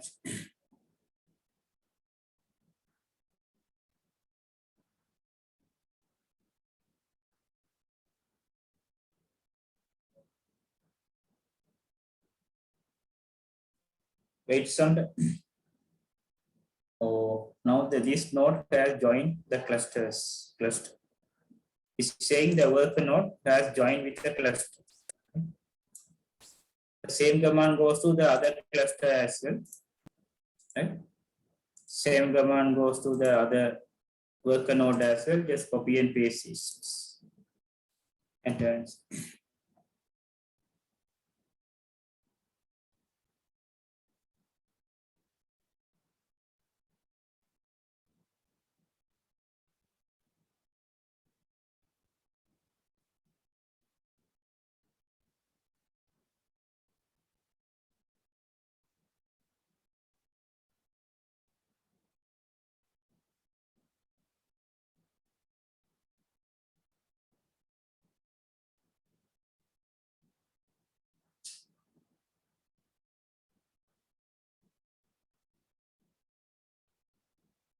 This is the worker node 2.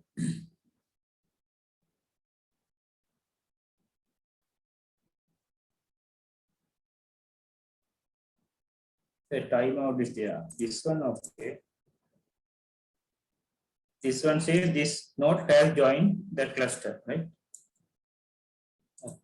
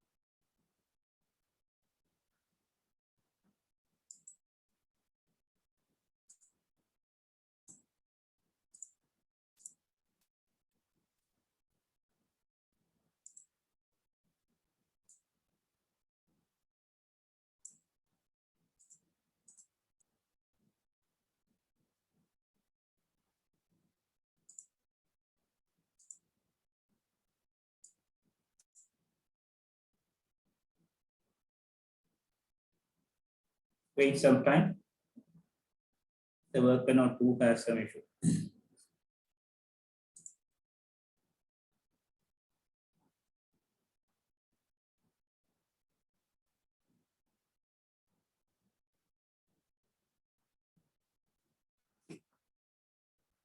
So here, starting the couplet to perform the TLS thesis.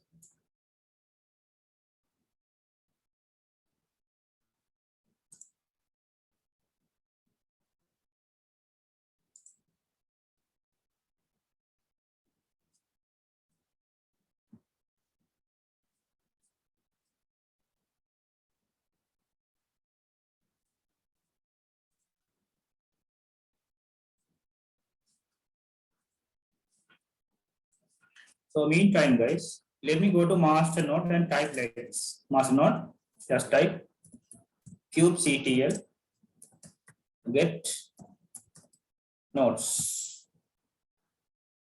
Oh shit. The connection was reduced.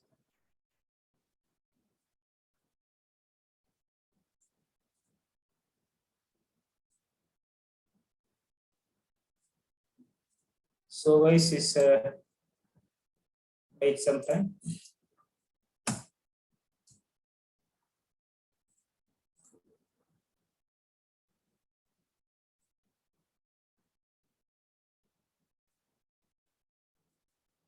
So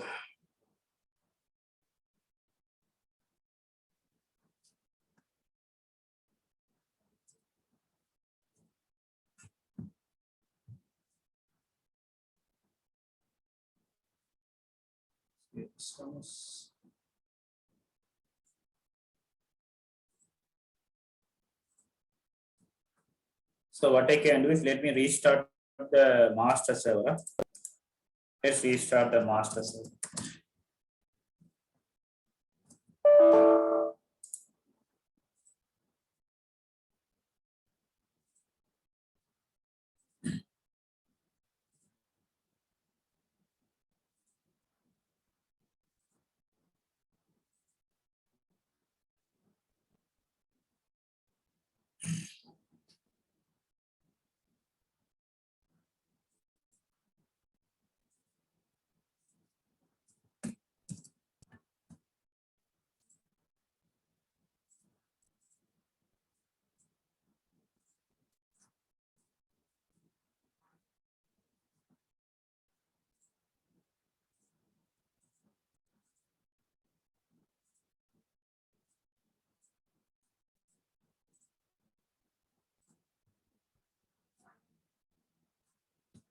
Still not restarted. Still not. Let me restart other servers also. Let me restart all the servers.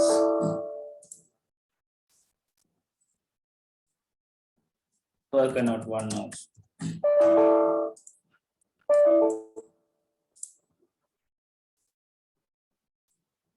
Wait some time.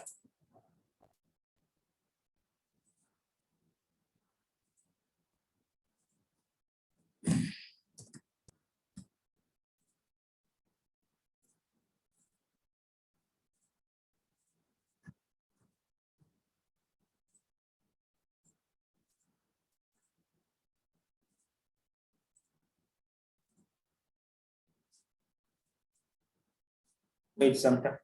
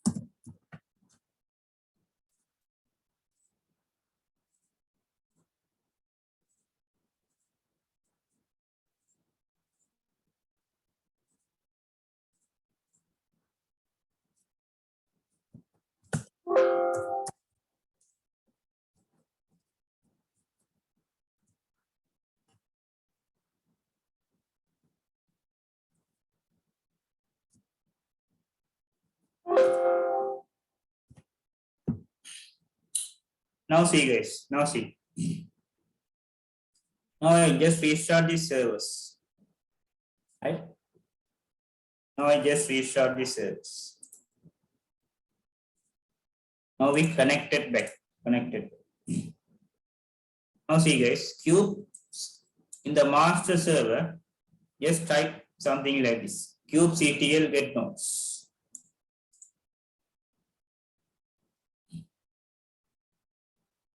Here you see master, this is the control plane is there.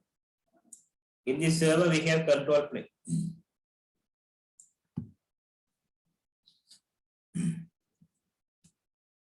These are the worker node bytes. So the status is saying ready. So guys, if you face any issues at the last moment, just restart the servers. That's all. So what we have done is we just copy and paste these things.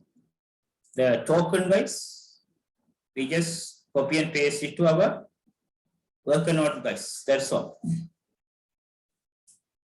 That's all guys.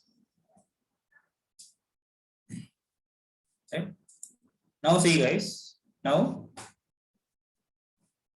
you see the master. This is the master server. Master node guys. Control plane is there. So these are our worker node guys. Right?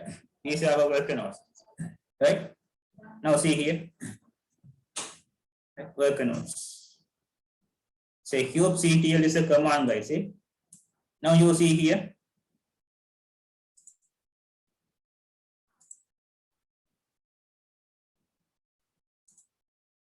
Kubectl is a command. So we just type get the node details. You just see here something like this.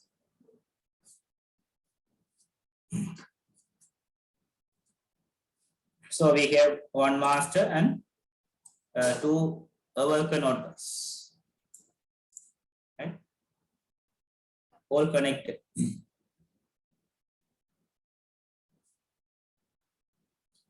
Right?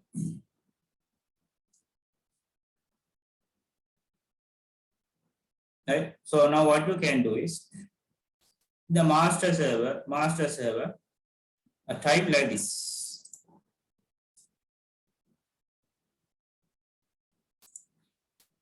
Kubectl get ports namespace, something like this.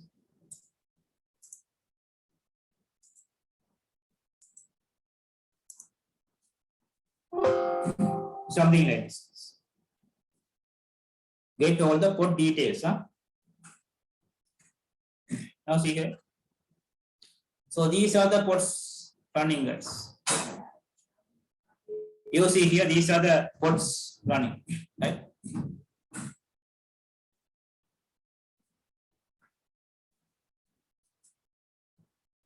Right?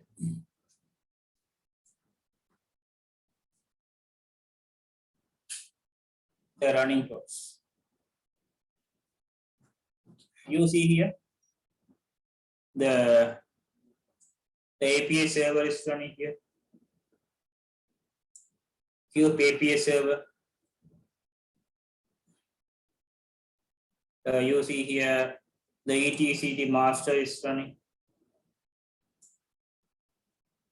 And you have some proxy server, proxy is running. The scheduler is running here. Blah, blah, things. Okay. The cube, okay. That is the master. Cube API master server. Okay.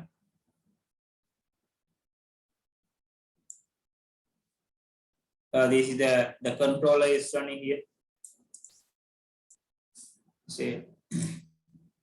So let's match with the diagram these things.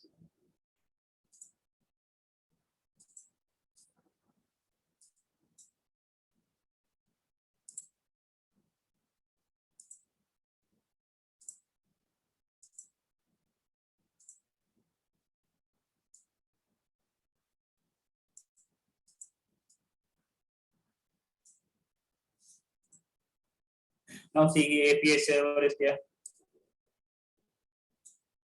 The schedule is there.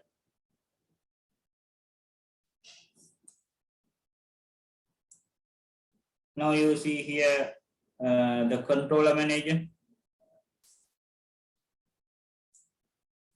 Now you see here etcd database. These are the main components, guys. These are the main components in the master. Now these components are running. Right? These components are running. Say in the master, right?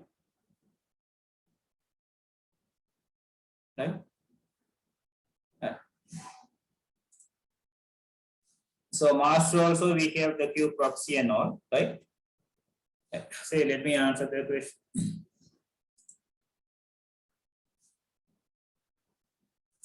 Yes.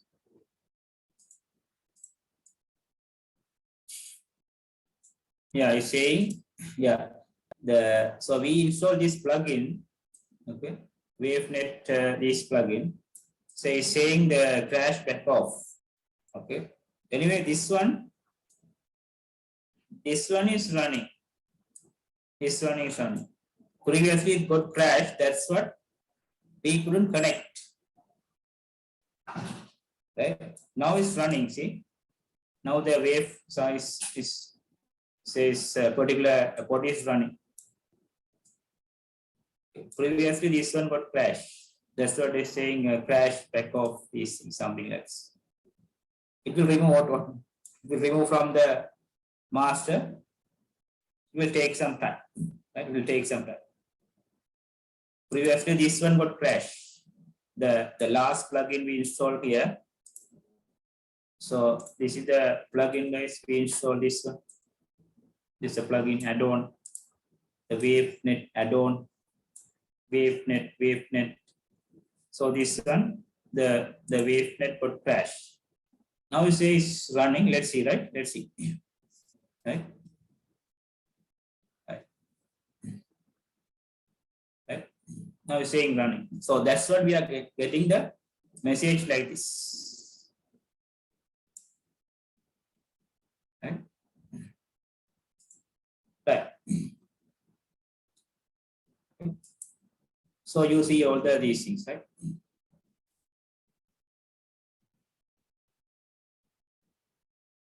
Now let's type the command like this. Now see the architecture, guys. Now see the architecture. Now see.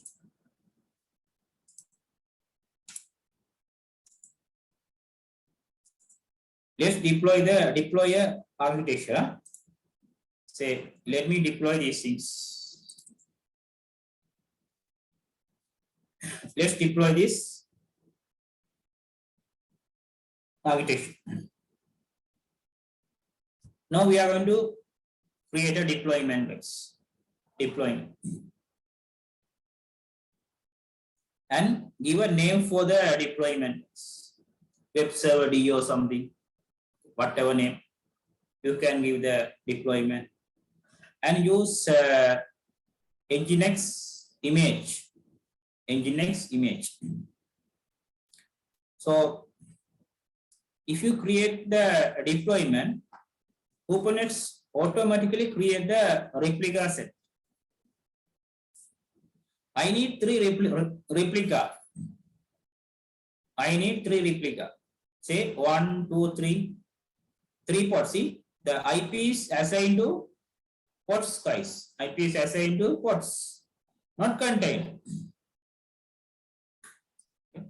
Not contained. Now see, let me deploy deployment, guys. Let me deploy. So what I can do is go to the master node. Master node, just let's deploy these things. Now see, guys. This is the master node. Now say cube CTF. You can get help, guys. Just type help. You can get all the help option. say let me create a resource from file or from stn, that means command prompt, right? Now see guys, a kubectl create. If you don't know, just again type help. Now see here, say kubectl create and file name blah blah this. Okay. You can see the help these things. Okay.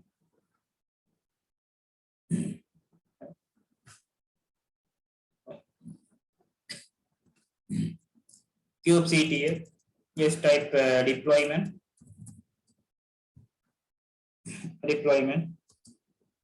and give a name for the deployment.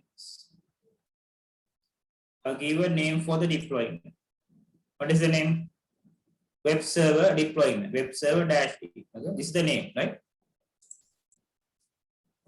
Web server dash D or something deployment underscore deployment. And name of the deployment.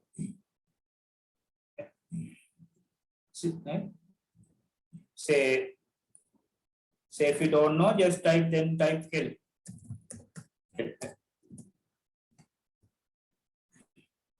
kubectl create deployment and name of the deployment and mention the image. Okay. Now see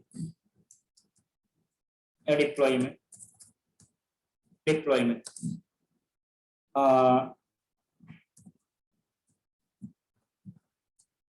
Name of the deployment, web server or something. Then say image. I would like to use the image known as Nginx Apache blah blah things, right? Nginx image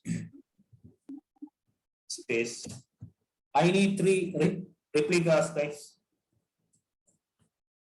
The replicas equal to 3. Just okay.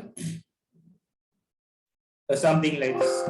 Now see, I would like to create a deployment and mention the deployment name, web server or something. I would like to use the particular image. I need 3 pods.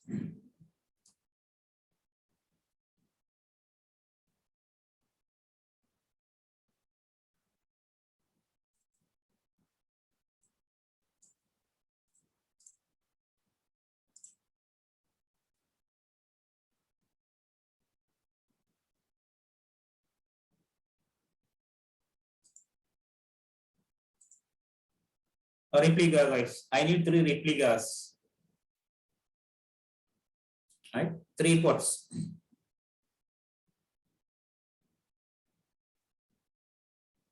See the name, guys. Deployment is a deployment name. A replica set.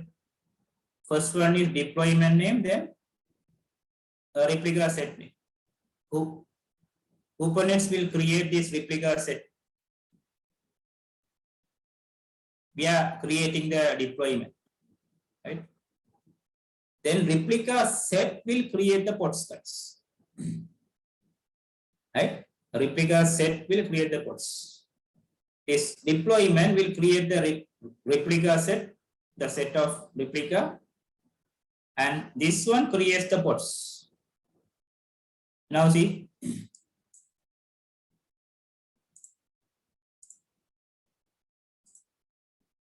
Now see, guys, replicas.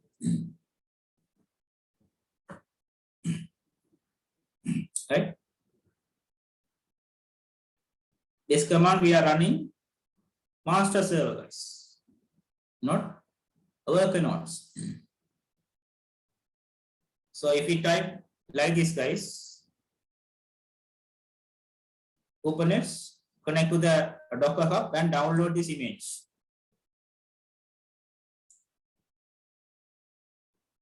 Now see, guys.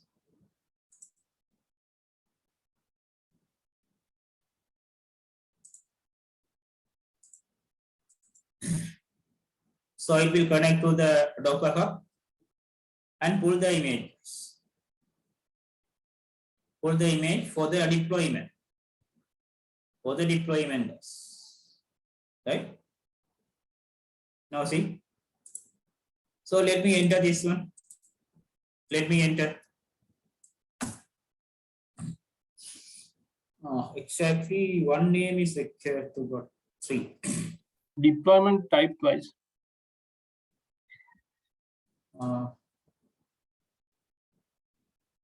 Deployment type. No, you have type deployment twice, right? Yeah. Correct. You are right. Sorry. Yeah, this should be one time, right? Yeah, deployment. Yes. It's my mistake. Now see. Yeah. Going.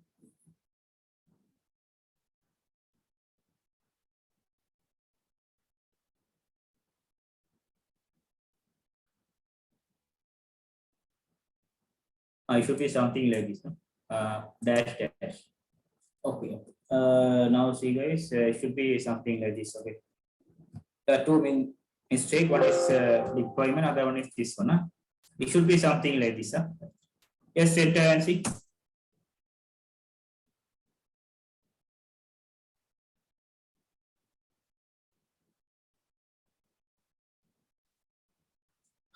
Yes.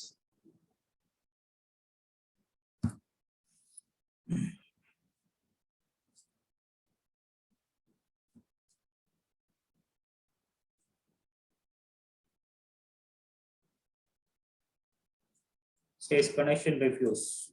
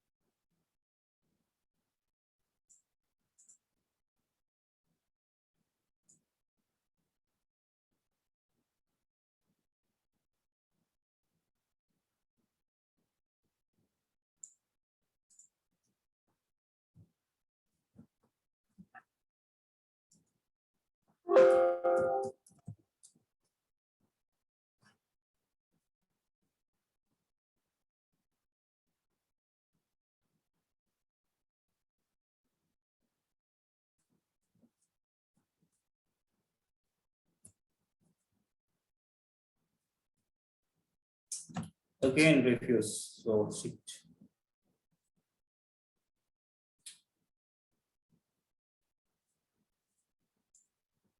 Right.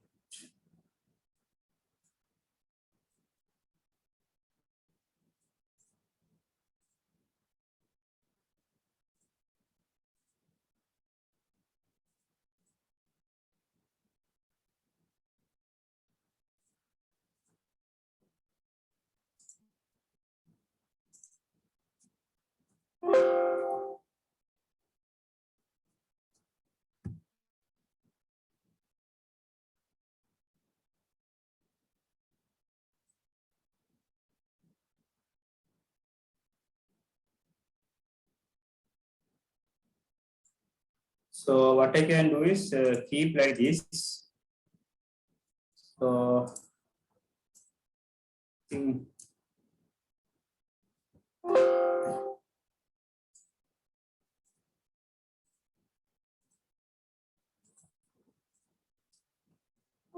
yeah, I'm getting this error first time. This 7 is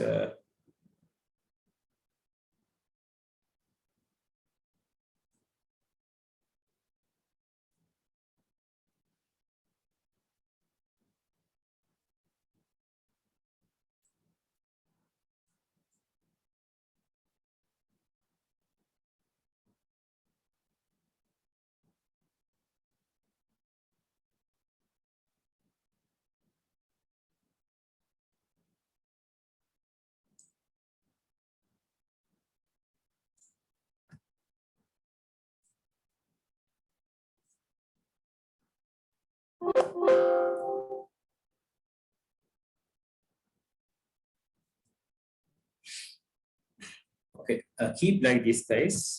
So what I can do is let me use another set of cluster, right?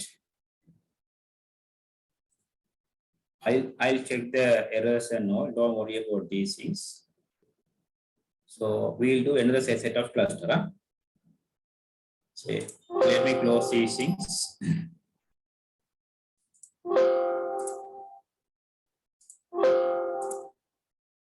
So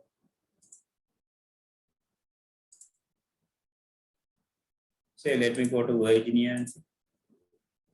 I am running another set of cluster. So today we will use that one. Let me connect this master, right? This one is running on Virginia. Let me connect this master.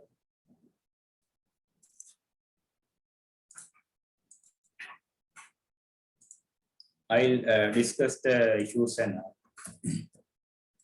so let's connect this.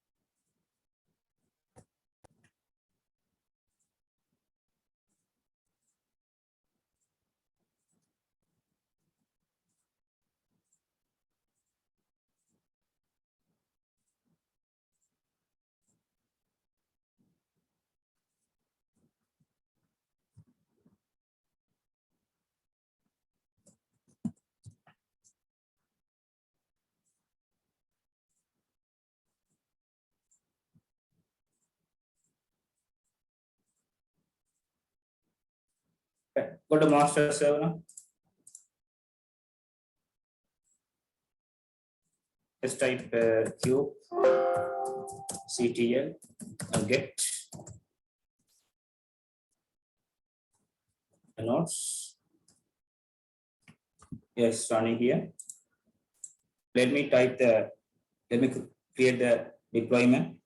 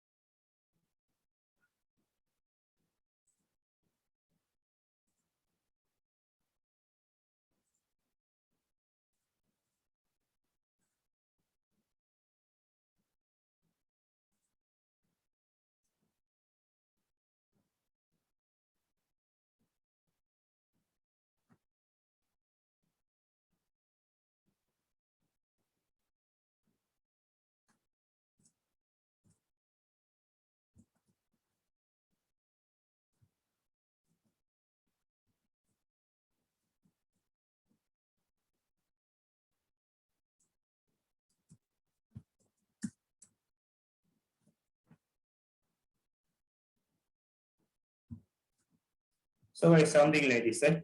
Type like this. kubectl create deployment, the name of the deployment, basics. Yeah, let me use underscore, let's see underscore, right? Say enter, see, nginx is corrected, nginx, right? Now enter. Oh, okay, okay. Deployment. Okay, okay. So let me use something else.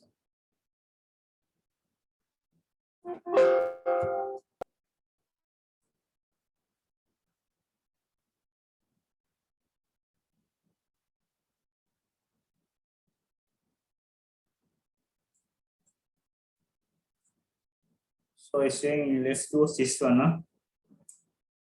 Let's use this one. Just enter. Now we have created this. The deployment name should be something like this case. Don't use underscores. Don't use underscores. Right? So that's what he's saying.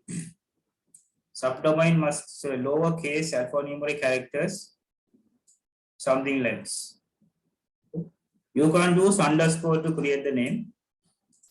So here I use this one. Now I have created the deployment. Right? I have created the deployment. Right? Now see guys, deployment has been created. Right? Now see guys, what is a deployment name? This is the name guys.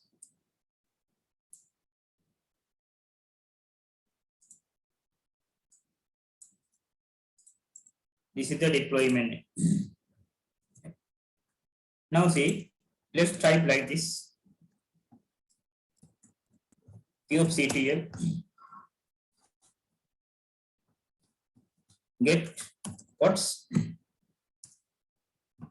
You can see the pods, the running pods.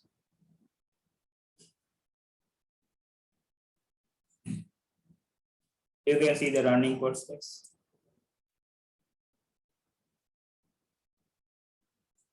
All are from this deployment guys.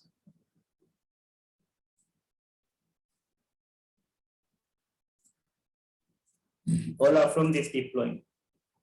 The deployment name is comes like this.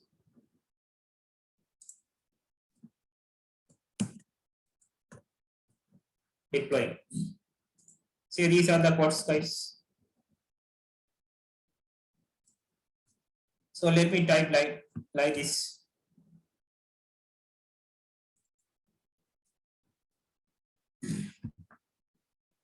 Replica set RS.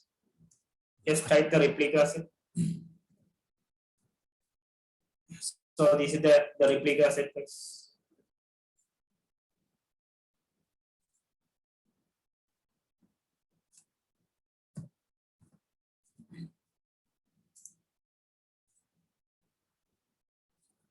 Now see guys, this is the deployment name, replica set name, replica set name, and the port name.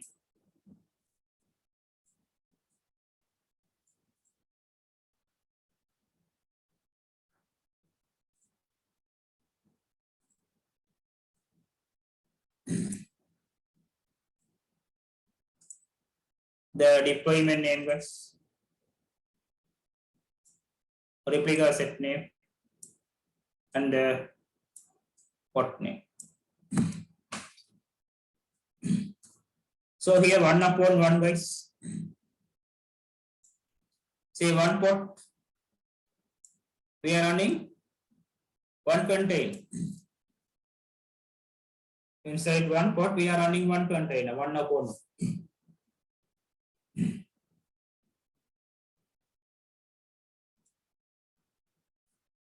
A deployment name, don't use this one, say web underscore something. This one is wrong, guys. Right?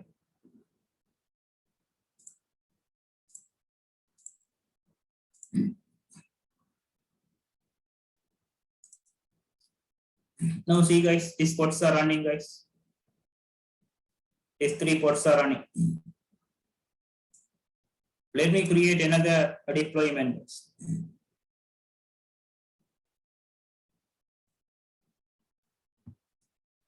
Say web new or something.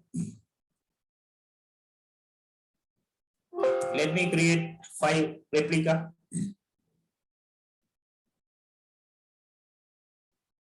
Now see guys, it's created. Let's get the pod details. You can see.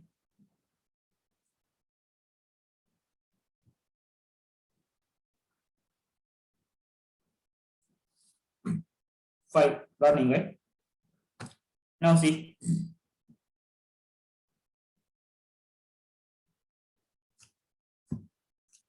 Let me type like this.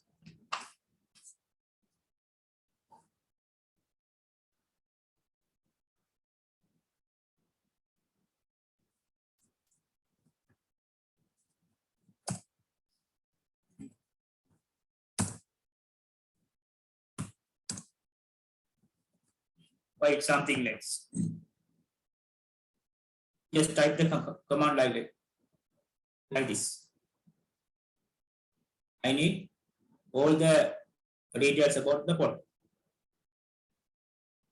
Now see here. You get all the pod details, guys. So this is the pod name, the IP address, where the pod is running, the node name, blah blah things.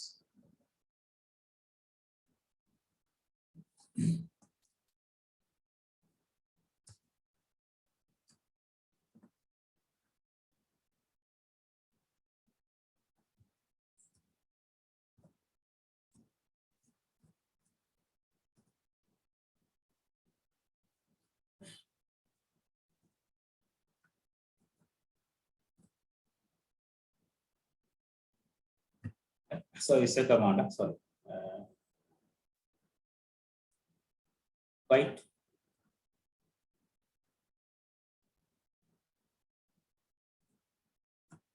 You get all the pod details. Say some pods are running in this computer. This is the machine name, a node name. Here guys, the slave names are like this. Names are like this, guys. The slave names are like this. That's what you are getting like this, guys.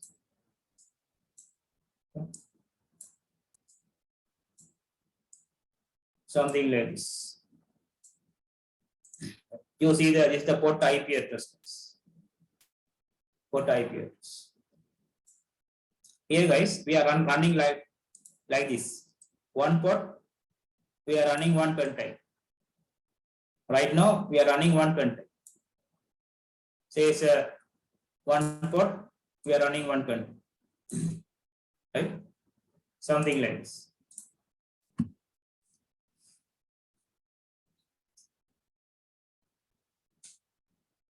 Right?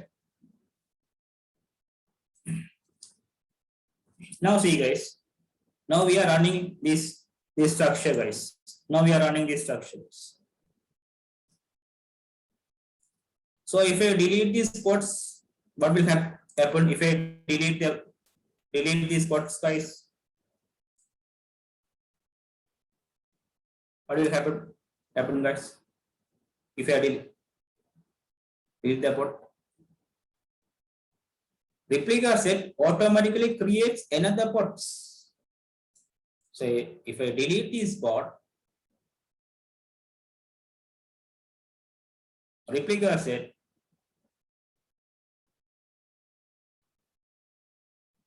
automatically creates another pod. Now see guys, now see guys.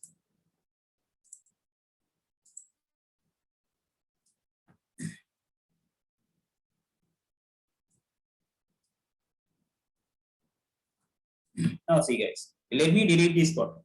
Now here we are running 3 pods guys. Let me delete one pod, right? Now see guys. Kubectl delete pod. Say, let me copy and paste this pod. Right? Now see guys. The particular pod has been deleted. Say this has been deleted. Now go and check a get pod. Still we are running 3 pods guys. Still we are running 3 pods. Let me delete the pod again. Let me delete this one.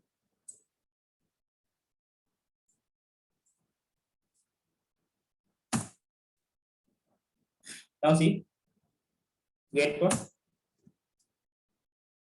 Still we are running 3 pods.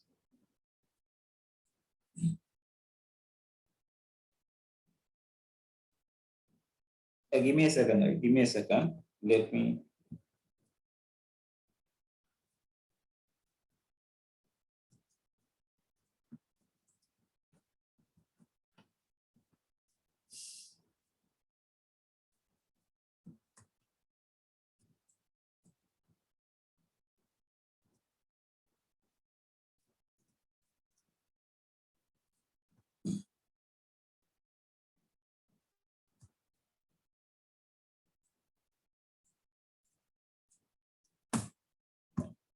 Now see,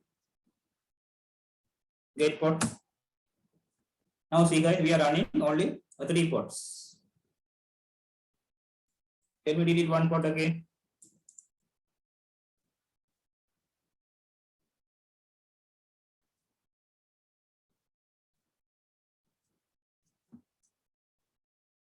Let me delete one pod. Now see, get pod. Still we are running 3 pods. Say guys, once you delete these pods, a replica set automatically creates the pods guys. Delete this one.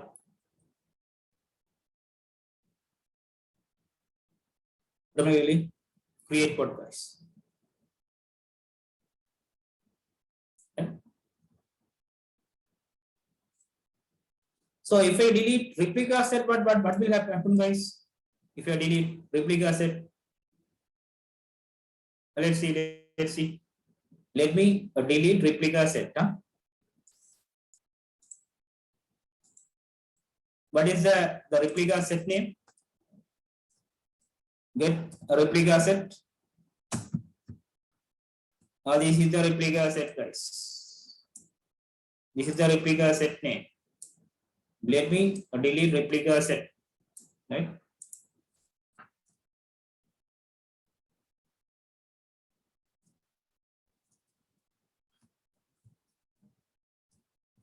Replica set. What is the replica set name?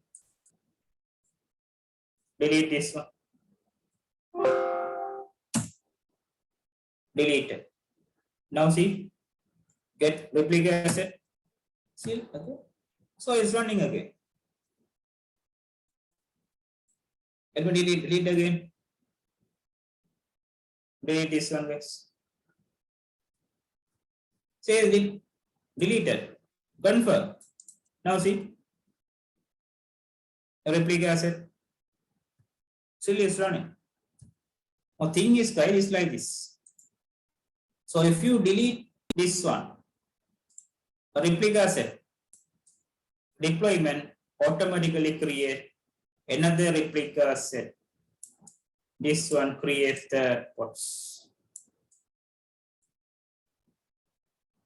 So if you delete deployment, that's all, guys.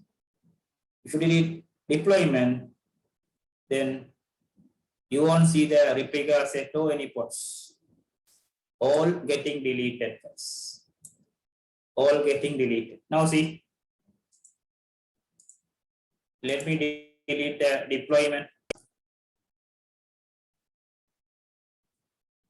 First of all, get the deployment.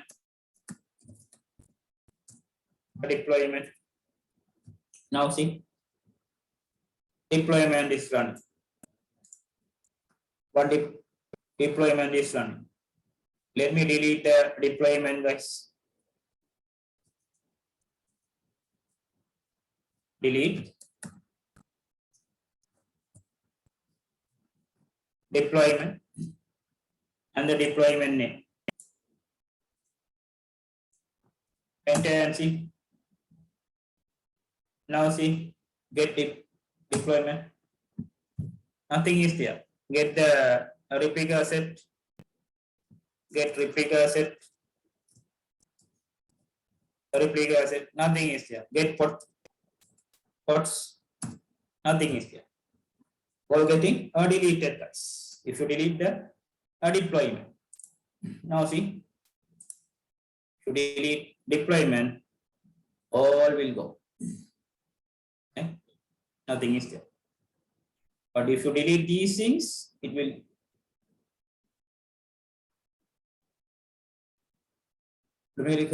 create the pods and blah blah. Right?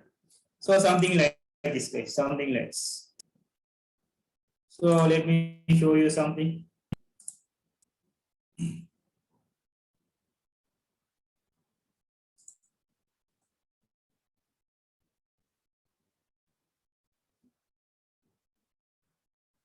So here, guys, they use the word orchestration.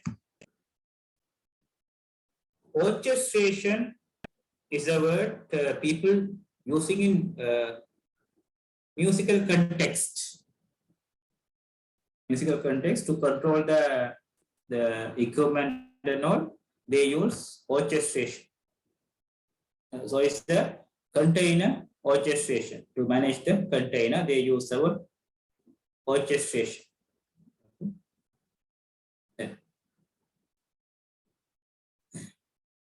Now see here on this Kubernetes fault tolerance. On demand scalability, we can scale these. Performance, auto discovery, public access, auto update and rollback. Right? These are some benefits. These are some benefits, guys. Right? Using Kubernetes, right? Now see here, it's there's a K8 SL, right? They use this sort of syntax, guys. Kubernetes syntax is something like this. Here we have deployment, replica, set port. Right? So these are the pods, guys. These are the pods. See? Say these are the pods. These are the pods, guys. Inside pod we have containers. We discussed the deployment, the replica, set pod, right? You see here the connect blah blah things.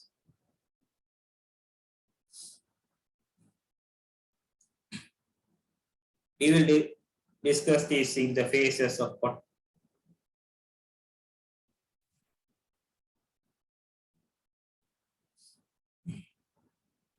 Say now see here mini cube, guys.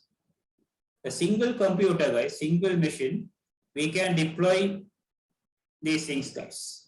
The master and the worker node using mini cube software. Using this software, guys, we can deploy these things in single computer. Right? Now see, guys, these are the cloud Kubernetes.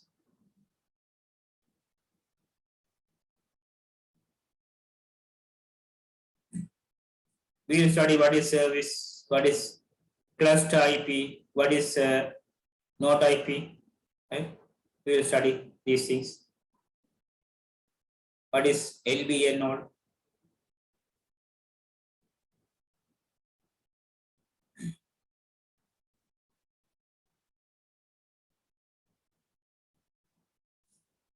Right.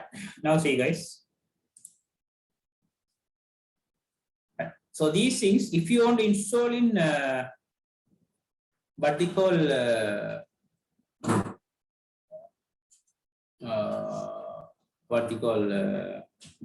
Oracle VirtualBox, guys, just follow these steps. This is for Oracle VirtualBox installation. The master server, worker node 1, worker node 2. You can go for Oracle VirtualBox also, or go for VMware Workstation, right? Just something like this. Just set up a lab like this. You can go for CentOS 7, CentOS 8, Red Hat, Ubuntu, whatever software, whatever Linux software. And meantime, guys, see some commands, guys. We run some commands. So we run some commands. Initialize Kubernetes Cube ADM IN90.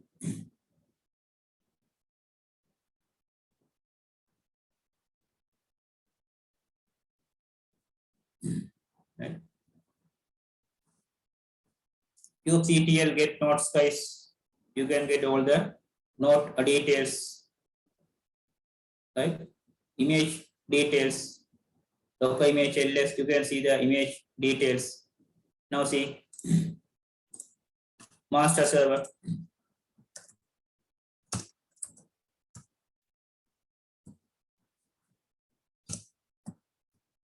You can see the image. There's no images right now. So let me create a deployment quickly.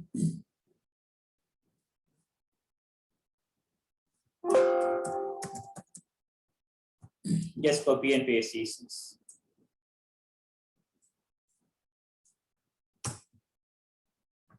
Now see the image. You can see this will take some time. So it will take some time. You can see the image details.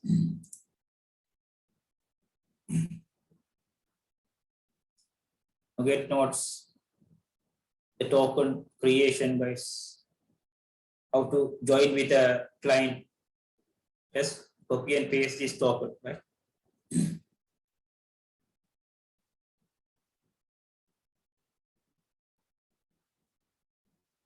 All right.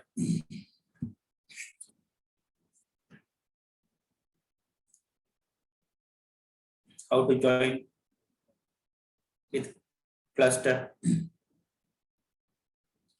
blah blah things are there, right?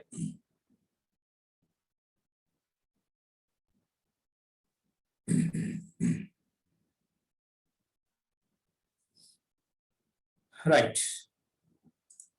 So guys, just follow these things, and meantime follow this as well. This is another mind map. Here you can see the difference between Kubernetes and Docker. So just go for the difference now, right? And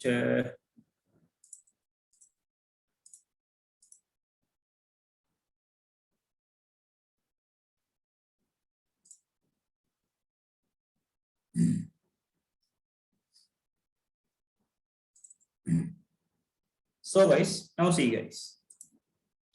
So if you want to install Minikube, just follow these steps. That means one machine you can install, one instance, you can install the master and the worker nodes. Just follow these steps and complete. This is the Minikube software. Right? Minikube software. Just copy and paste these things. It works. Right? It works. That means the master and the slave are in one machine, right? So this is about Minikube by side. So guys, any questions on this? Meantime, I'll discuss the error message, guys. So here in this region, we got a error message, guys. Right? We will discuss that error message not today, right? So this one we will discuss the error message, and so when we joining, we got the error message, right? It's saying it's refusing or something, right? Mumbai. So it's saying it's refusing or something.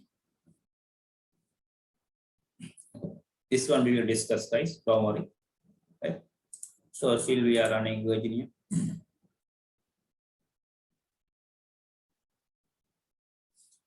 Now, guys, it's something like this.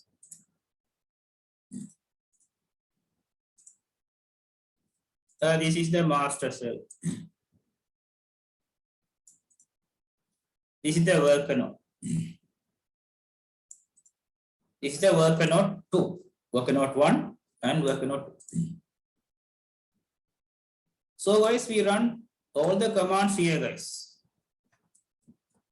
Cube CTL in master node.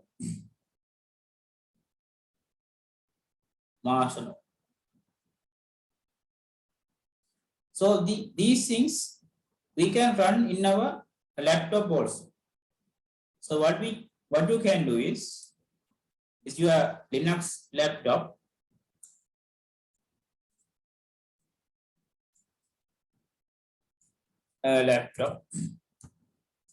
To connect this one with the master.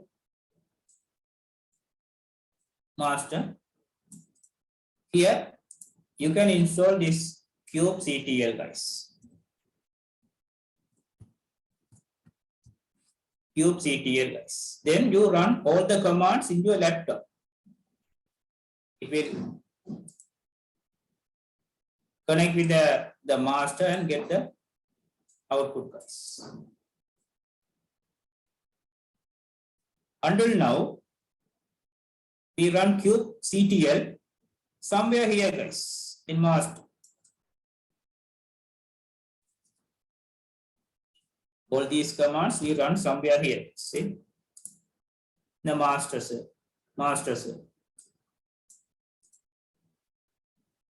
You can run this command in your laptop as well. We will discuss these things next class. How to install this kubectl client in your laptop and run the commands.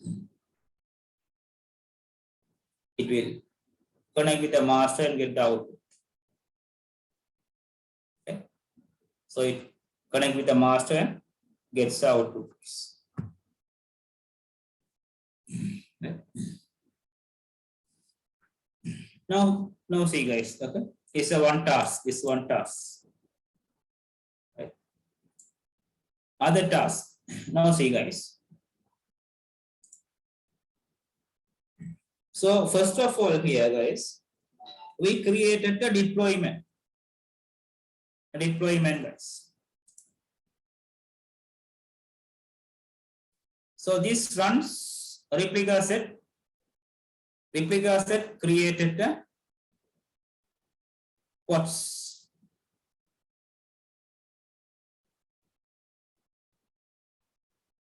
Right? Without these things also, guys, without a deployment, without a replica set, we can run these things.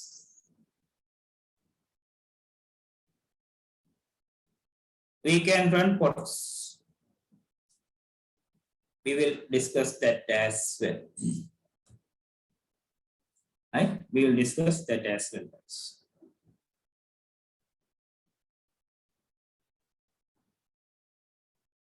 So why we are creating this one, guys? Replica asset and deployment.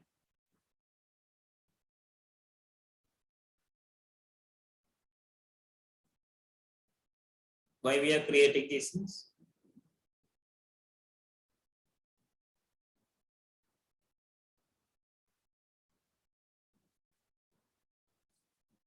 So guys, why we are creating the deployment and these things? For the safety of the pods. For the safety of the pods, guys. Okay. Any chance, intentionally or unintentionally, pod goes down, it will automatically create the pods. The safety of the pods, we are implement these things on top of pods. On top of pod, we are implement this structure. Implement this structure. Safety of the pods. Without these things also, guys, we can create the pods. But the pods are not safety, guys. If someone delete the pod, that's all, guys. It's deleted. No one won't create the pods again. But if you go for this structure deployment, if someone delete the pod, this one creates the pod automatically, right?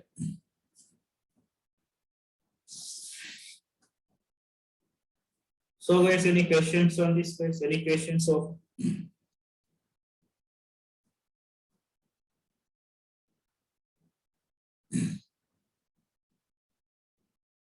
so this is the task 2, guys. It's a task 2.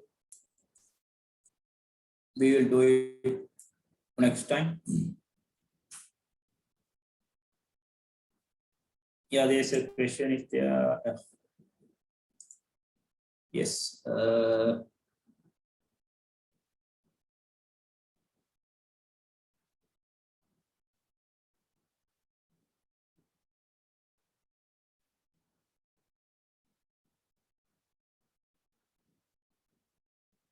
Yes, yes.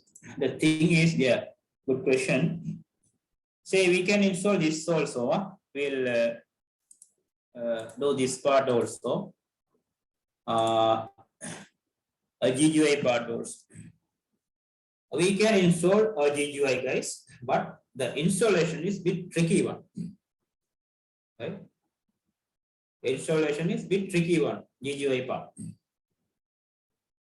That's what people won't prefer a GUI. Anyway, we will do GUI as well. GUI as well, guys. Right? Right? We will do that part also.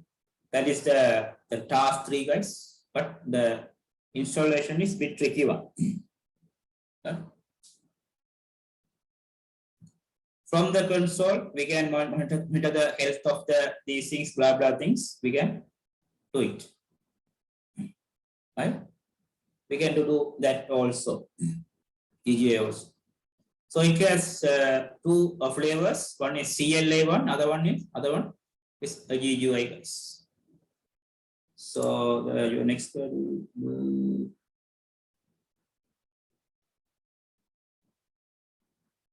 there is no specific GUI based tools to track down the pods and all, but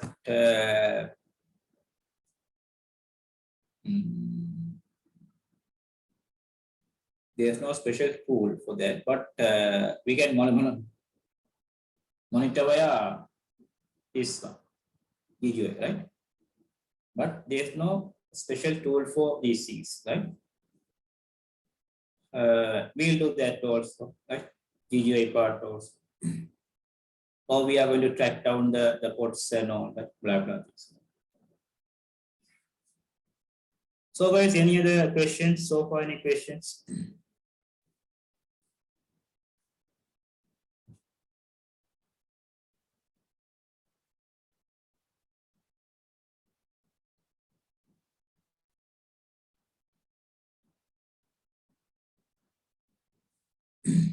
Any questions guys so far?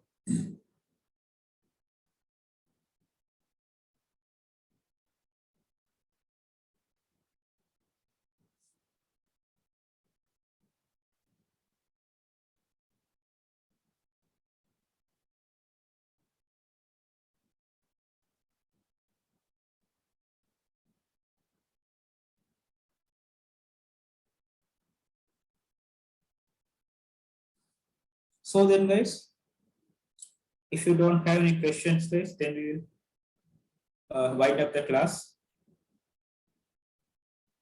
Okay then guys, goodbye and good night. Thank you, sir. Good night.